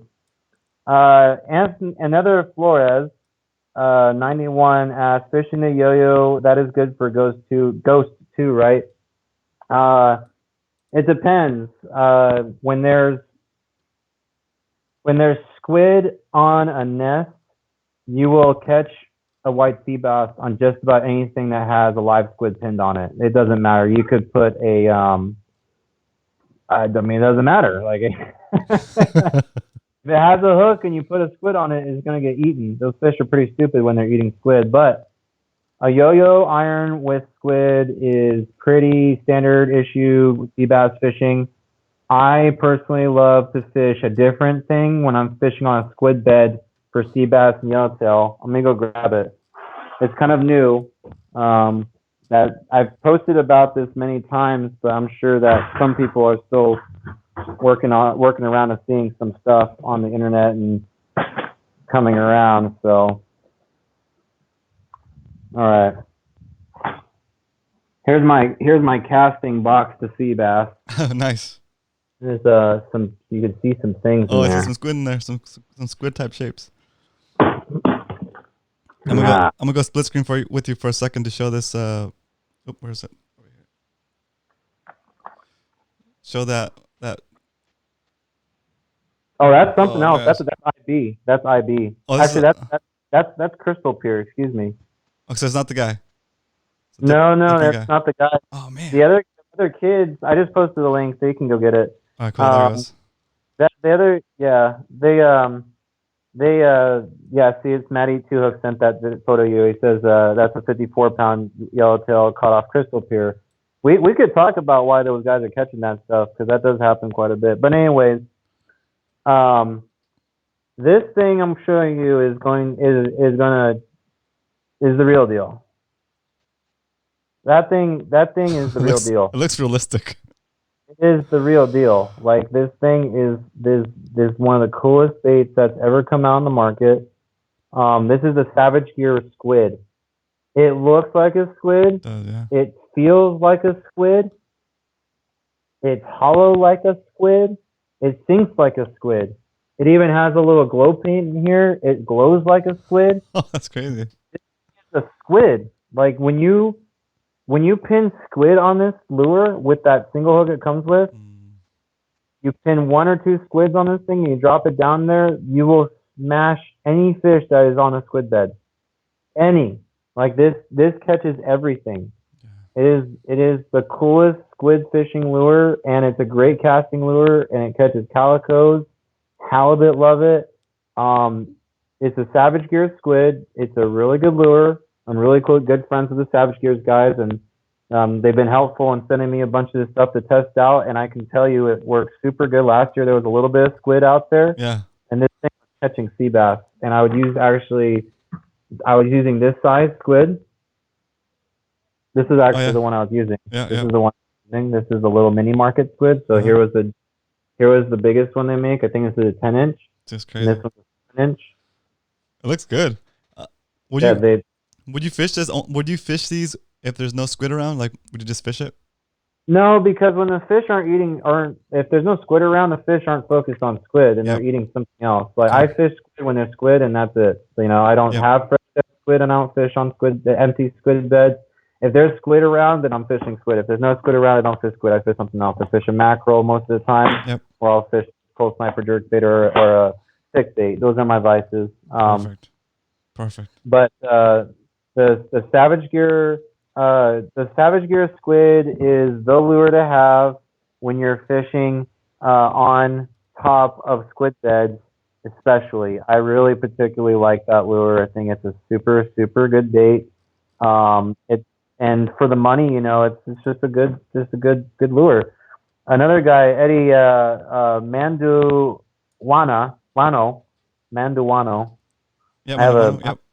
I have a Mexican girlfriend. I should be able to say this stuff better. So he's talking about the chase bait ultimate squid.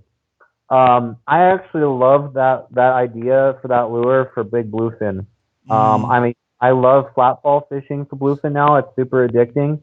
But that huge, the biggest super glows, I have them in my bluefin box. Let me just grab it really quick. I have it here. I'm in my garage. I might as well, You're in the back cave right there. Might as well. So, well, see, you gotta keep it Sea Samurai themed. You're in the dojo. That's right, the dojo. Nice. boy. All right. Let me Yeah, grab. that looks like a ancient treasure chest right there with some secret knowledge. Yeah, this is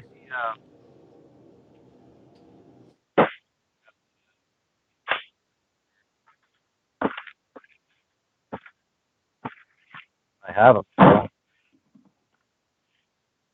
Here we go. Funny when you have all this time during self-isolation, you can organize yourself and find anything you need. So here's a different brand called Chase Bait. Oh yeah, I've seen those before. Yeah. Yeah, this is a cool lure. These ripples right here. This is a super soft flap right here. They like do this weird thing like all the way down. If I slow my fingers down, they like do this. Oh, so they actually undulate? Fast. That's cool. Like, fast as it falls. And the tentacles also flap. It's crazy how much attention this thing's gonna draw when you drop it in front of a big fish, but this one's solid glow. Actually, let me show you how much it glows. Nice.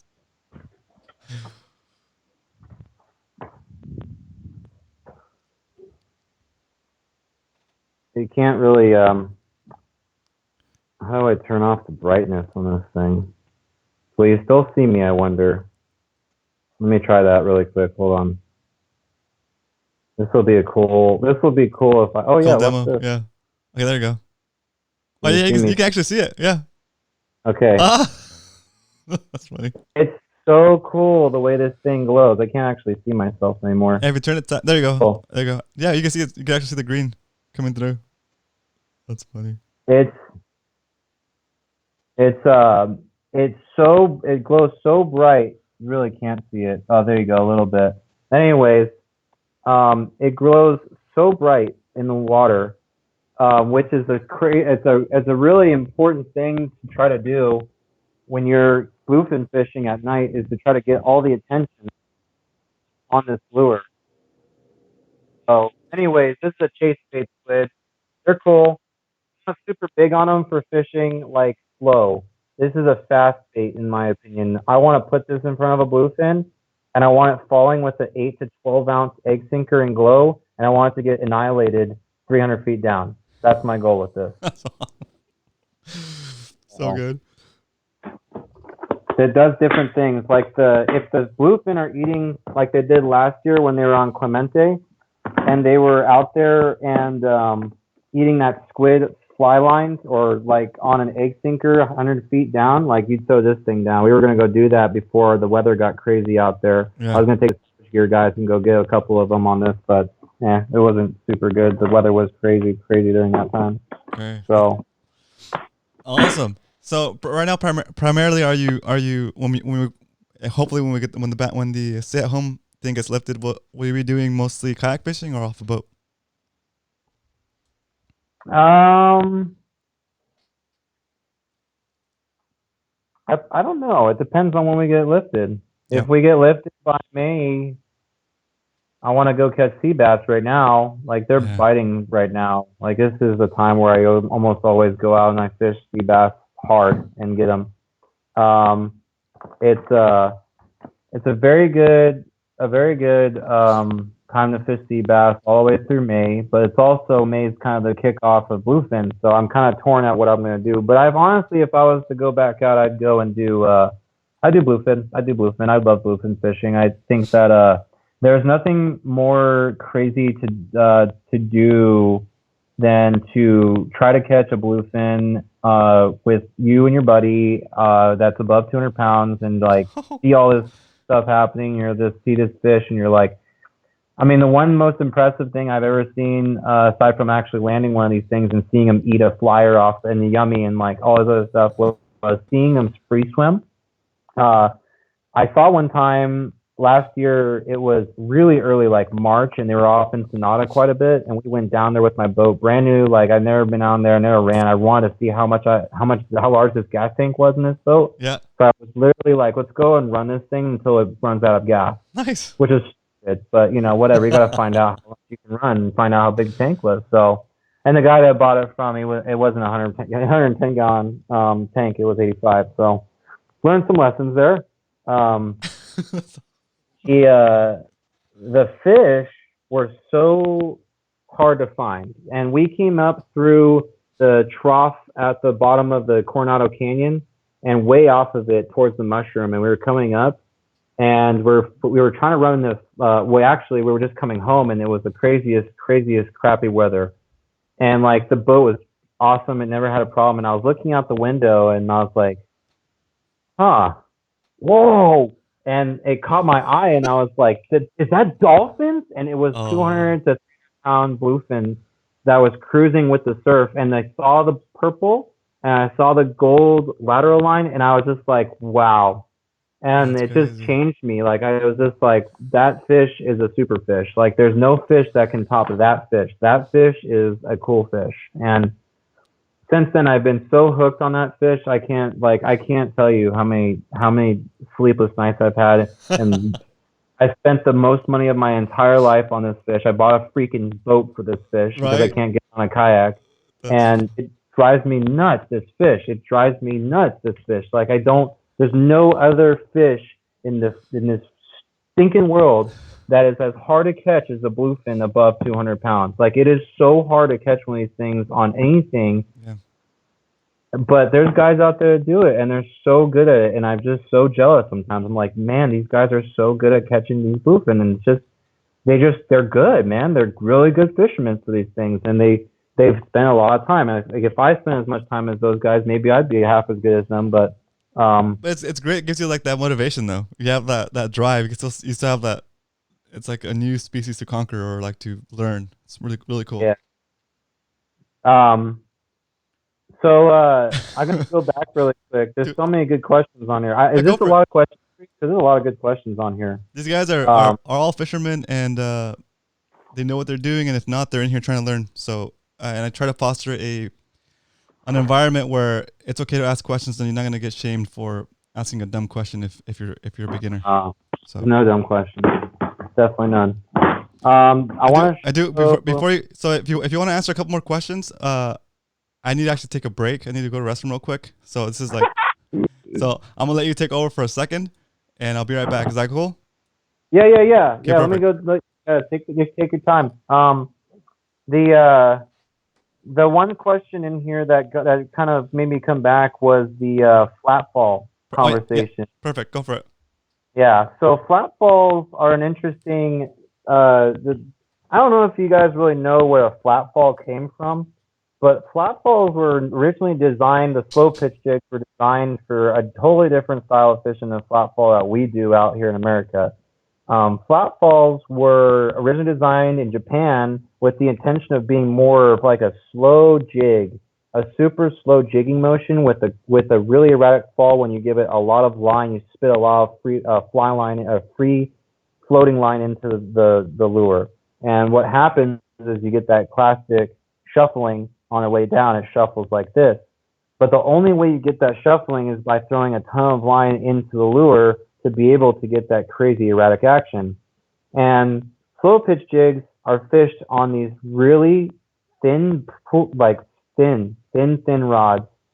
with usually conventional low profile bait casting reels that are like a Tranx 400 or a Daiwa Alexa 300 or 400, and you fish them kind of like in this manner. I can go get one of the rods right here because I have a couple slow pitch rods up here. But you fish them with like this little technique right here where you lift it a couple times in different pops, and the slow pitch jig is going to go like this as it creeps up as you jig it, and you wind at the same time. So you lift it, and then once it's come up to about 3 pumps, or as high as you can basically hold the rod, you click the reel into free spool and you lower the rod and you let that jig flutter down and go to the back to the bottom.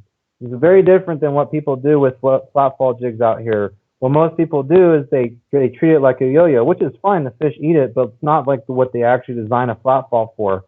So most people drop a flat fall, and they just, and let me just say one thing about the flat fall. When I talk about flat fall, like the flat fall for a bluefin is not flat falling. A flat fall for yellowtail might be classified as a flat fall style. bluefin at night are stupid. The most stupid they get. They're so stupid they eat something that glows with hardly any action at 300 feet, moving really wrong at night for something that's down and basically a glowing thing down there that's moving around, right? Because there's tons of stuff that glows down there and moves. Tons, like lanternfish. You know, that's one thing. They have bioluminescence. Squid, like there's so many squids out there. There's so many fish that have bioluminescence. The fish doesn't care. The bluefin does not care. It will eat anything. Like it doesn't matter. So when a flatfall for bluefin is not the same thing as a flatfall for yellowtail. You can treat them totally different or totally the same, but they're not doing the same thing. When you have a flatfall jig at 300 feet that's scoping at a 60-degree angle down with like 500 feet of line out, there's no shuffling in that jig. It's not doing this. It's sitting like this and it's going, woo, especially when people are using 9-odd Jobu hooks on them. Like there's so much drag on these lures, they don't have any action. Like people get the misconception so much that there's this flatfall is the thing they'll eat. I'll show you what I use for bluefin. I'm sorry I'm getting animated, but this is how I get with these things. So like, they're crazy. So and like I'm not the only guy that fishes this kind of stuff. Like there's guys that fish PL68s. If you don't know what a PL68 is, it's a giant yo-yo jig like this long and it glows and it's got a single hook on it. Oh, yeah, it's a yo-yo jig. Yeah. Yo-yo jig. But I know it's gonna look crazy because it looks crazy, but this is my deal right here. This little dude right here. This is it. That does look crazy.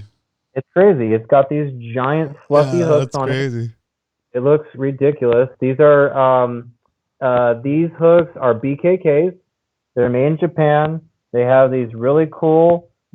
These have glow in the dark threads and glow in the dark feathers, and the jig glows. And then it's got this giant BKK 10-aught or 7-aught or whatever the heck this is treble hook that's almost the size of my palm.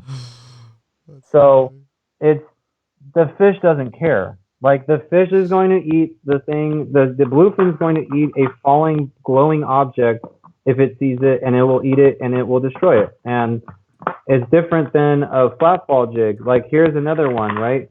Here's the version that company makes with a Siwash mustad. I think this is a 9400 series mustad or whatever, stainless, doesn't matter. This is here's a Jobu. Like, how can you tell me when you put a 9-odd Jobu on this thing that it's gonna flutter at all? Like this thing does not flutter. So the principle behind this is to just get a glowing thing in front of a bluefin. There's a guy that even drops down literally a glowing torpedo sinker with an 8-odd circle hook down there on 200-pound test fluoro, and he gets bit. Jeez. Like, so the fish isn't. Those fish are stupid. That's a totally different topic, but I had to go off topic because of the head of the game. So let me get my vertical jig in my flatfall box, because that's a totally different thing, and it's really heavy. So hopefully I don't crash. Is this it? No. Oh, here's a yo-yo iron box I should bring out for you all too. Oh, so good. All right, I'm gonna grab two things while I'm here. Yeah, go for it. This is like a 30-pound box of speed jig flatfalls. Hey Jordan, you better get that charger, bro. And then here's a. All right.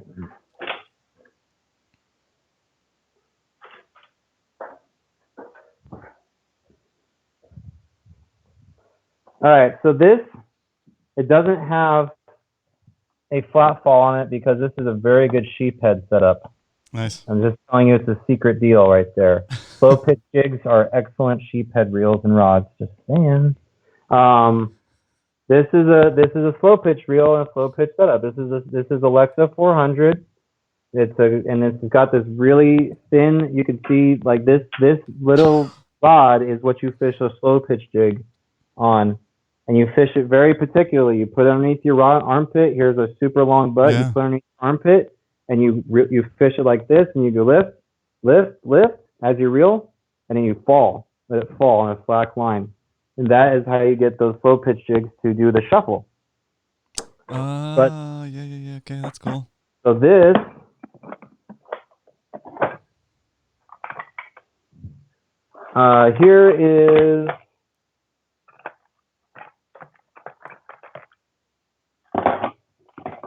Here's a really traditional slow pitch jig. And here's something that you guys are familiar with. So we'll start off with what you're familiar with, and then we'll go into a real traditional slow pitch jig. So here's what everyone knows is a flat fall. Oh yeah. I have a couple of those. Okay. Now, here is a traditional style slow pitch jig. You see the difference here? Yeah. Probably not much, but when I turn them sideways, you'll see. There's this one that's a flat fall, and then there's this one. That's a slow pitch. Oh, it's got like a little belly. Yeah. See the little belly there? Yep. Now that's cool because the action on this one that has the diamond-shaped belly right here, that thing falls with such crazy action. This is a real slow pitch jig. This thing is a flat fall. Yeah. Okay? There's two differences there. This is a slow pitch jig and this is a flat fall. A slow pitch jig is really different, and it's this is old. This is old news right here. This thing is like it catches fish like a lot, but this is old news. This is like beginning times, like ancient stuff. This thing is like new hotness. Okay, so they have changed much differently. Like we always are really behind in the fishing world, this part of the world, because we don't catch on to things and give them a shot. We kind of wait for someone else to prove it works. But the way you fish those slow pitch jigs is way different, and they do get bit. They get bit super big when the fish are on a really slow bite. I don't really fish them a lot because most of the time the fish I'm targeting, like Yellowtail, is super fast. Everything is fast all the time, fast. So I instead will fish something like this. This is the same company, Major Craft. Yep. They make speed jigs, very thin. It's this pink zebra. The glow zebra is a super good color for Yellowtail and tuna. They really like the pink and the glow combo. The other one that I have in here, I've got a lot of different kinds, but this other is another kind. Here, I don't know. It's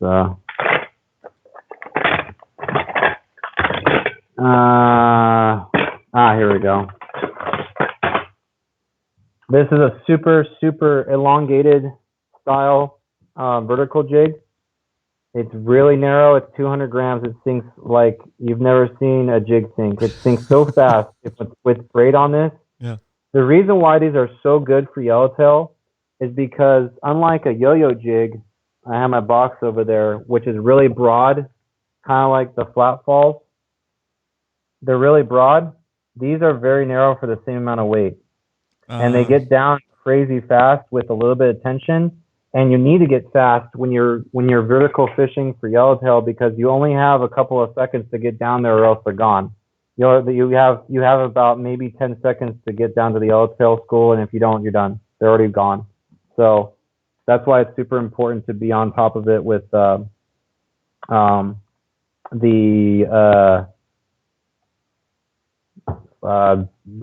I got lost looking at questions, but the jigs are good and fast. You use thin jigs, big heavy jigs, and you get down there fast to get in time where the fish are. So perfect. Awesome.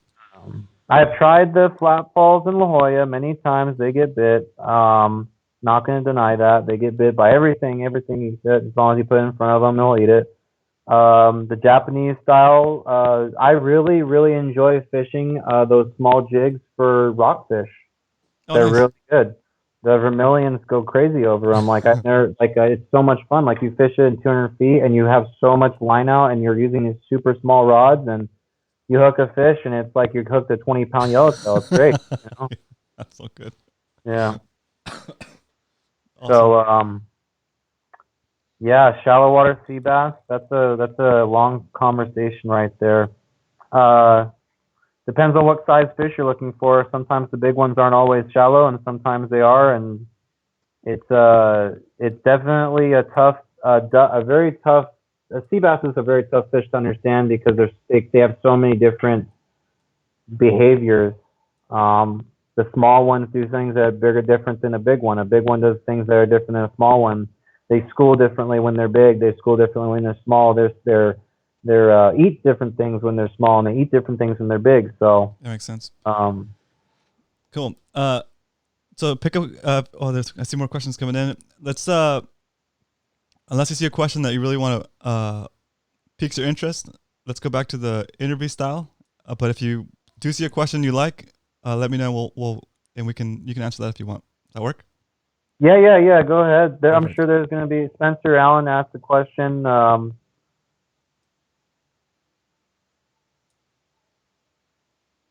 I could like yeah. Let's see. Uh,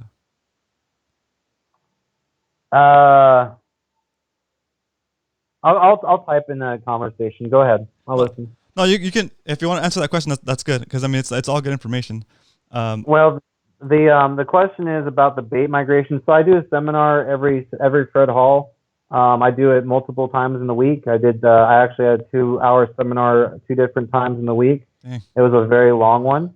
I love doing them. I think it's great to share information because hopefully one day when I get old, people will educate me, you know, especially people that are up and coming. So Yep. I hope people can go out there and rock and roll with some fishing knowledge. But the thing I covered this year was about the bait migration, which is really key to understanding a lot of how to target these fish. Because if you don't understand the bait, you don't understand the fish. Yeah. The basic understanding is to understand what they eat. You know, a fish this big, what's its life cycle? Where does it go? What does it eat? Where does it go when it's eating? Like what time of day does it move in and around?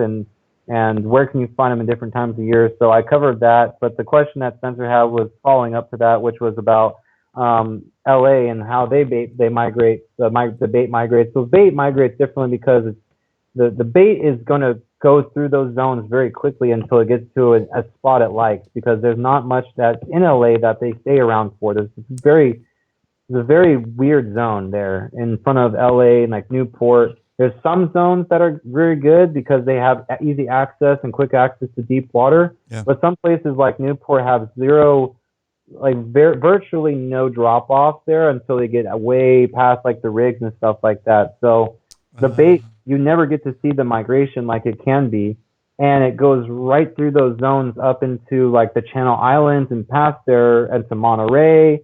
So it's very tough to pinpoint that migration because it's so quick. It just happens. It goes through in a flash, and you're like, God, you have a couple of weeks sometimes, or a week of good fishing, and it's gone. You know, that's what happened last year with Yellowtail. So that's why I say it's tough. You know, I'm not a good fisherman up there because I don't understand that place. First of all, there's some very good fishermen up there that understand that place like their back of their hand. Yeah. There's a very, very good guy I know that actually personally he went on one of my trips to Cedros. His name's William, and Will is a very good fisherman, and he spanked the absolute pants off the white sea bass last year, and I was jealous, man. He got that place dialed in really good. So good. Okay, I'm ready for the interview. Awesome. I mean, like these questions are awesome too. Like I'm all for them too. So I'm gonna keep this thing going. I'm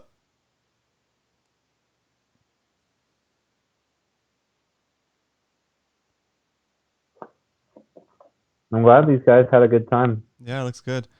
All right, well, People, 9 o'clock bedtimes with the isolation, man. That's good. right.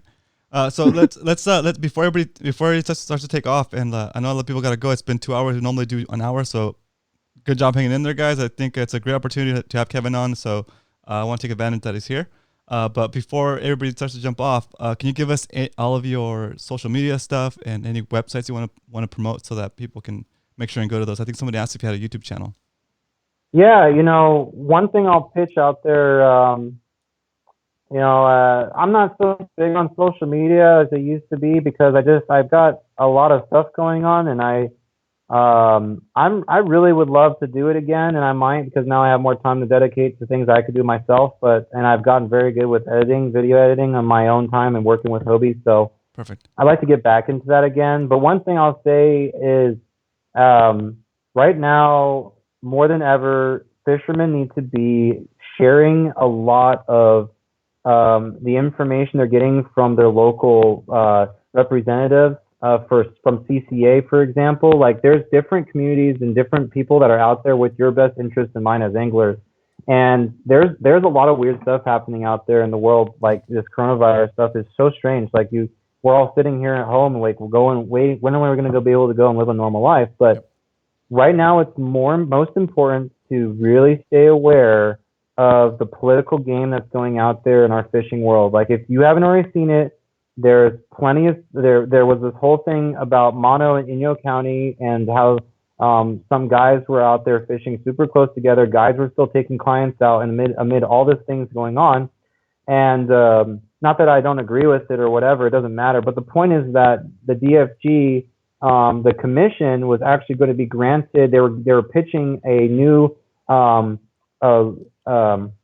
legislative a piece of legislature that would give emergency power to the DFG commissioner to be able to override and to basically establish a temporary ban against sport fishing in California up until, they said there was a sunset clause until June 1st. I didn't see it in the writing, but there is this thing out there that people want to close fishing down in California. And if you don't get on your freaking ass and you go out there and actually go out there and be a fisherman for Pete's sake and politically stand up for your right, like you're going to lose it.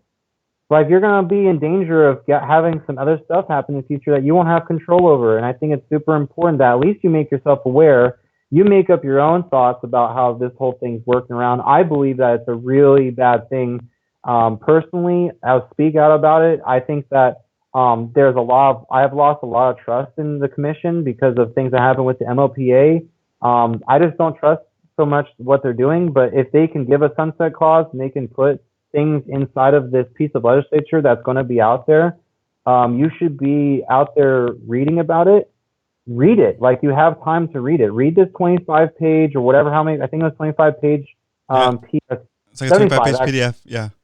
75 page, but it's the 25 pages are really, that's all that matters, because it tells you, and then it backs up a bunch of evidence about people posting their social media posts about Inyo and Mono County. But it's really, really important right now for people to do that as this community. And that is what I want people to take away from anything that I have spoken about. Like, go out there and read some freaking material about how your rights are, how to defend yourself as a fisherman.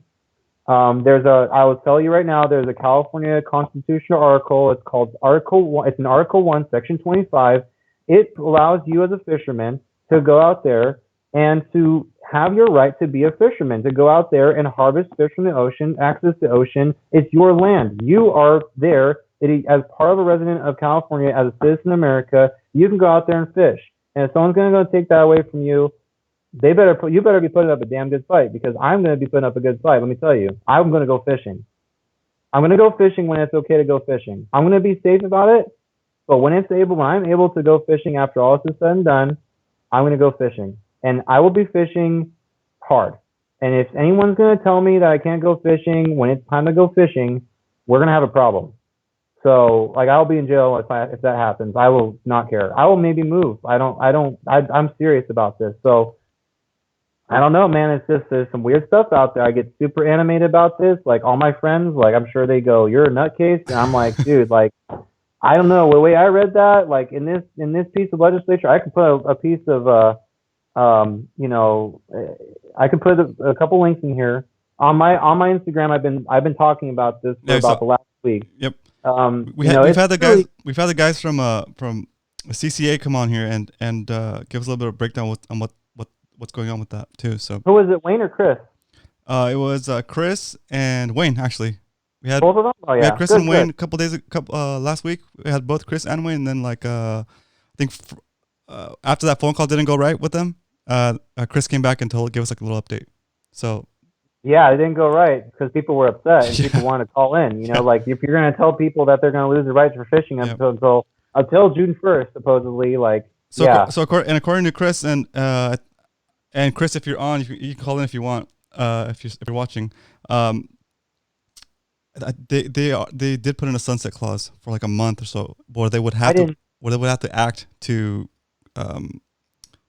keep it closed. But still, we do need to, each of us go read that document, and don't take my word for it. Basically, go read it for yourself. That's part of being an angler. You should educate yourself. That's right. And you know what? Just to go a little bit on that. Sorry, man, if I keep going off, but you know, honestly, like, here's the reason why I don't really trust that. Okay, because the MLPA was a really dirty thing. You sat there. I don't know if you guys ever attended an MLPA meeting. I did one. It was stupid. Like, there was guys literally telling you, as a Fish and Game Commissioner, listening to all these people as the public, like you fishermen, environmentalists, whoever want to come up there and talk. In San Diego, they held one. It was over by Balboa, Arrow Drive. There was a little place over there by the airport. Yeah. It was the Four Seasons, I think, the Four Seasons Hotel. Anyways, the thing, this was in 2010. I remember that too. Yeah. Yeah. Oh yeah. It was crazy. It was dirty. Yeah. They wanted to, they basically, this is when they were pitching the MLPA, the MPAs, right? This was 10 years ago. I was a little like college shit. No, excuse my French. Not. Like, I was a different kid. And I was still kayak fishing like a bunch. And this is when squid fishing was around, and I was like night fishing, day fishing. I was super salty, smoking cigarettes, drinking beer. Like, probably shouldn't have said I drink beer because I was under 21. But anyways, you know, it's just stuff that happened there that was really weird. And one of the things that, if you remember, Roman, I don't know if you remember this. Do you remember them saying they were going to do 5-year surveys? I do remember that. Guess what? Yeah. And it's not even in there. It's never in. It was never. It's never written down. Really? It's never written down. So they had this clause in there. They said this thing, right? The DFG commission, which was right there, everyone saw them. Everyone spoke to them. Addressed. This is on C-SPAN. You basically were given these 3 options for maps to be able, for La Jolla, to basically vote on at this place, at this meeting, to say, hey, which one are you willing to get away? Like, what, as anglers, like, which one of these maps is okay for you? There was literally a complete closure of La Jolla. There was a partial closure, and then there was something that was in between. Yeah. And then the partial closure is what we got. The least of the best options is what we got for them, not for the best option for us. It still wasn't exhausting. Yeah. So in this meeting, they said that they were going to put a 5-year survey in place. Every 5 years, they would send in their scientists to be able to survey how much fish was actively in the MLPA, and to see if it was working. They said that if it was working, and that stocks were back up to a level that they felt was, okay, and we could pull away from the idea of the MLPA, they would do it. And this was across the board. They said it. They said they would do it. It's not in the legislative piece, any document. It's not an actual document. Nothing. And so the MLPA is there forever. Forever. Like, it's not going to go away, people. And that is one instance. There's a lot of stuff that happens behind closed doors that you never hear about. But you know who you should have on this show, Roman, about this stuff, is Jim Salazar. You should have him talk about some of this stuff. I'll reach out to him. I will tell him that you're going to let him know, because he will be very good about that. And I'm just saying, make your own decision about what you want to believe. But it's time for bed, huh? No. It is time for bed for them, but my wife will get him. Okay. He's asking me if we can have sugar. My girlfriend went to sleep too some time ago. I'm sure she's going to tell me to get off here, but I'm fine. Like, yeah, so Brackish Bass put up the exact. There was another section actually, not the. I don't know what he's posting about, section 32. I'm interested to read about that, but this is a very very highly. I'm sure this is a controversial topic for a lot of people. I hear what Wayne and Chris say, because I really trust Wayne and Chris. Yeah, I believe in them. I'm a lifetime member. You can look it up. I paid $1,000. I'm there. I love them. I would support them. I would do just about anything. But for this thing, I really had to go out there and just say my piece because I have seen things that are distrustful. Nice. And this one was just one of those things where, as an angler, the best, most responsible thing to do is what right now? Stay home, play along. If the fishing gets crazy, maybe test the waters, go to a legal launch ramp that's close to you, stay distant, be careful with how you present yourself in the community of anglers, in the community in general, as the public. But you don't want the public to go out there and be like, these guys, I can't surf, these guys are fishing, what's up? You know, you want to be under low key and you want to go out there and enjoy what you can, but don't blast it. Like, go out there and do what you need to do. Just be smart about right now, because we're probably not going to lose. We're probably not going to have this whole thing go down like it was about to until we all called in, like the mega community came together and smashed this meeting apart. But it is very important to stay aware, because they only gave us 2 days to really react to this. You're not going to get very much more right now. And you need to be aware, and you need to be active, and you need to voice if you have a voice to speak, you should speak it.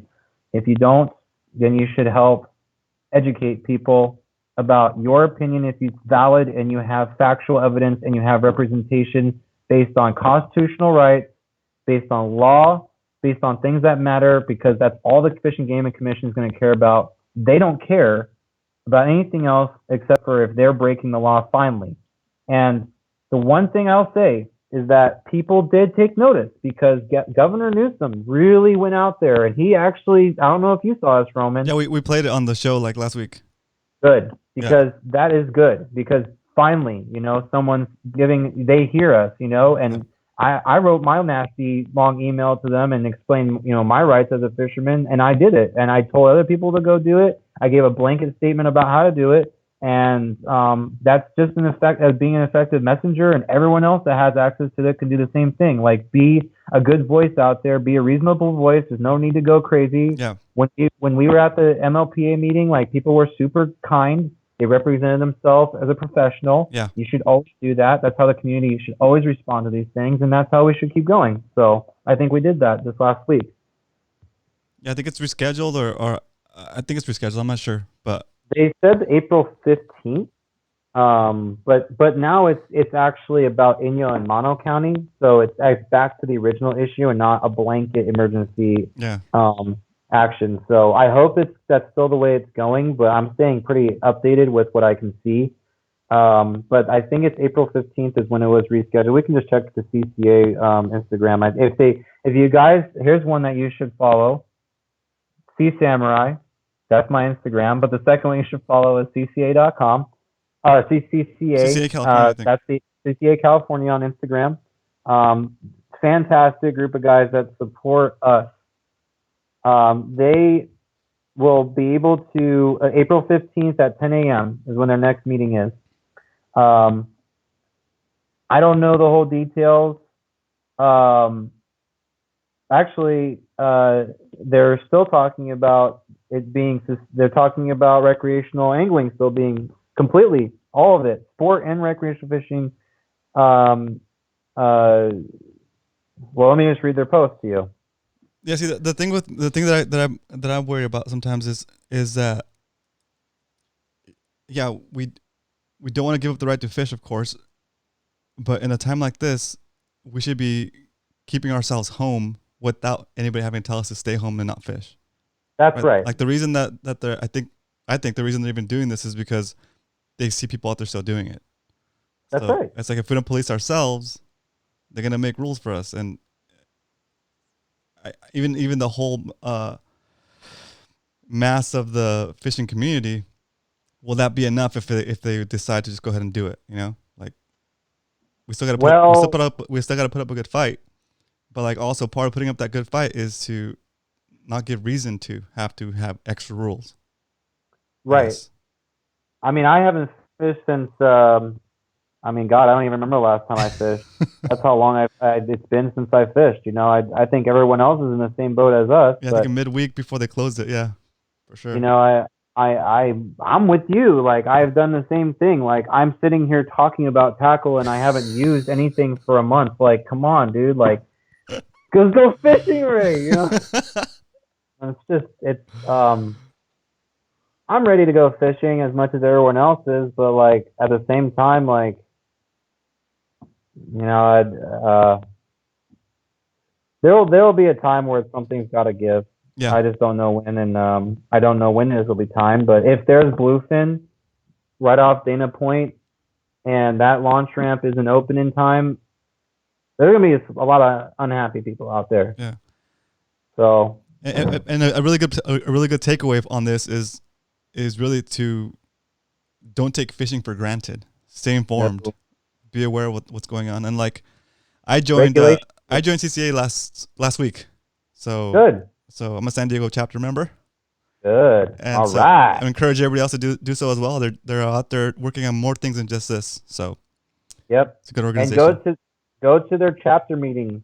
Go to there, because that's a great time to meet people that are cool in this community. That, like, you can meet Bill Shedd from AFCO when they have cool. the open forum. Like, you can go and meet. He's the president of AFCO, and he's Milt Shedd's son. Like, he has been in this industry for God knows how long, like since it was his birth. That's cool. You can go meet Ollie from the Bloody Decks Outdoors. Like, you can meet all sorts of really neat people out there with great ties, and learn some things and meet some people and learn some stories. Like, and on top of that, you get to be educated on the latest and greatest coming out from our commission. So yeah. I do think that what you're doing is really important, you know, because you're finally, like, there's so many people out there that have nothing better to do but than to listen to me talking about flat fall fishing for tuna and yellowtail with stick baits, $100 stick bait, you know. So but I do think that it's great to bring in people like Wayne and Chris. Like, those guys are super good. But I think that another couple of perspectives would bring this all in, and to show you how the dark side of what happens behind those closed doors. You know, some people may not want to talk about it, but I know that some people that have really good experience would be very open with being able to talk about how that works sometimes, because I don't even know some of those stories, but I've heard. Yeah, it would be super interesting to get. It would be super interesting to get like the whole like history of the MPAs from somebody that lived through it, like that was part of like the fight. That'd be super. Paul Leibowitz. It'd be super interesting. Yeah. Paul Leibowitz is now the chief editor of Western Outdoor News. He is the man. That'd be good.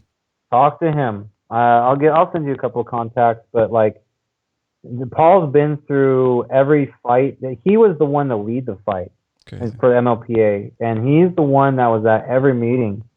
Paul was a very, very, very important part of that whole story. So if you can get him on, he'd be great. I'm sure that Paul would one day love to, when he's not so busy with the Western Outdoor News, he'd love to be here. So awesome. Shout out to you, Paul. Come on, man. Yeah, super fun. Cool. All right, so guys, I know we're way past the 2-hour mark, and I do not want to take too much more advantage of Kevin. I appreciate your time, Kevin. Let's start. No problem. I'm happy to be here. Let's start wrapping this show up, and I'm going to give you the final question of the interview. We're going to skip to the very end. On my regular podcast, it's called The Spear, because it's the final question of the show.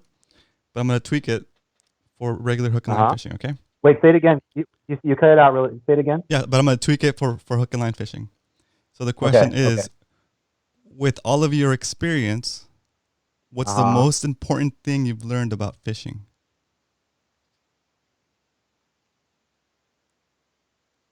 The most important thing about fishing that I learned is you've never learned it all. Nice. You've never learned it all. So it's about the journey. It's not about, you won't get to a level. You got to keep working on it, basically. But when you think you might know it all, the fish are very good at telling you don't. Nice. So excellent. That's my last piece. I do think that when people think they know it all, they get caught off guard sometimes, and then they just don't catch them like they used to. So you got to always be fluid, you know, think about things differently sometimes. Don't always be Like one thing I'll use an example, right? I love talking. I don't know. It's terrible. It's a terrible disease. I'd love to talk about fishing. My girlfriend's like, we never talk at home. I'm like, well, get me in front of a camera with fishing and you got it. She's watching it in the next room crying. I was yeah. Hey, babe. No, she's long gone. She's asleep. So right. This thing, the surface iron. If I never, ever dropped this lure, I would be talking to you about surface iron, which is 60-year-old technique, right? It uses a rod. I have several up here. It uses a rod that's 10 feet long that weighs almost 30 ounces, just the rod. Wow. The reel weighs 30 ounces. It's like a couple pounds at that point. Like it's 4 something pounds or 5 pounds. No, I don't even know what the 16. Anyways, it's almost 2 pounds, yeah. Right. I would hate it. Like I'd have shoulder problems by now. Like I don't fish this lure anymore because I found something that was better. You know, I found these guys. I found my new Vice, and it works so much better. Like these lures, if I never gave up that 60-year-old traditional fishing style that has worked tried and true, and gave this a shot, I would have never, ever discovered how good these are, and someone else would have picked it up before me, and I wouldn't have caught so many fish up until now on these stick baits. Like these lures are insane, and like no one gives them a shot out here because they fish a 60-year-old technique that takes so much effort to fish and so much skill and so much so much stuff. Like it's a lot. Like it's a lot. And it's not fresh is the word. It's old, it's musty. And you get into something like this that's new, it's new, and you're like excited about it again. You get crazy on it and you're like trying to figure it out. Like go out there and try something that you've never tried before because of the idea that you don't know everything, and try to learn something new. Try something you're not confident in. Awesome. That's perfect. Kevin, again, thank you so much for joining us. I'll kick off the music. All right. This was fun. Again, guys, check out Sea Samurai on Instagram. There's also seasamurai.com. And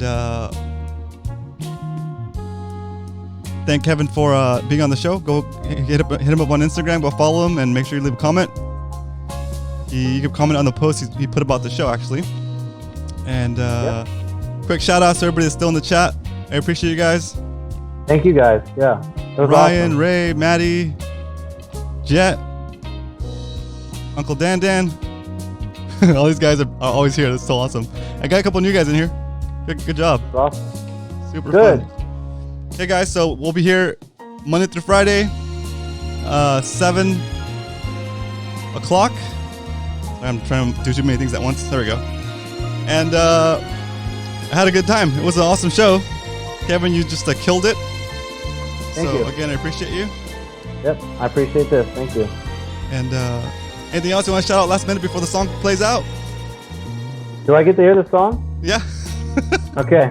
Well, can you hear it? No, that's it. Oh, no, cool. I'll listen to it. I'll listen to the show. Oh, nice. Cool. So that's pretty much it, guys. I hope you enjoyed the show. Again, make sure you go follow Kevin at. Where'd it go? At Sea Samurai. Can you guys? Make sure you guys go follow Kevin at Sea Samurai. And again, thanks so much for joining us on the show. And tomorrow's gonna be a regular show, guys. About an hour long. It'll just be me run the show, talk about fishing. But Kevin, you're always welcome to call back. You're always welcome to be in the chat. You're the first official alumni of the show. We did a full interview with you today, and super appreciative of that. No problem. So happy to come down again whenever you invite me. Awesome. All right, guys. Thank you so much. Good night. Thanks, Kevin. Night. All right. All right. I'm gonna let the play into the stream, and then I'm gonna cut the stream off. I had a good time. That was super fun. Those guys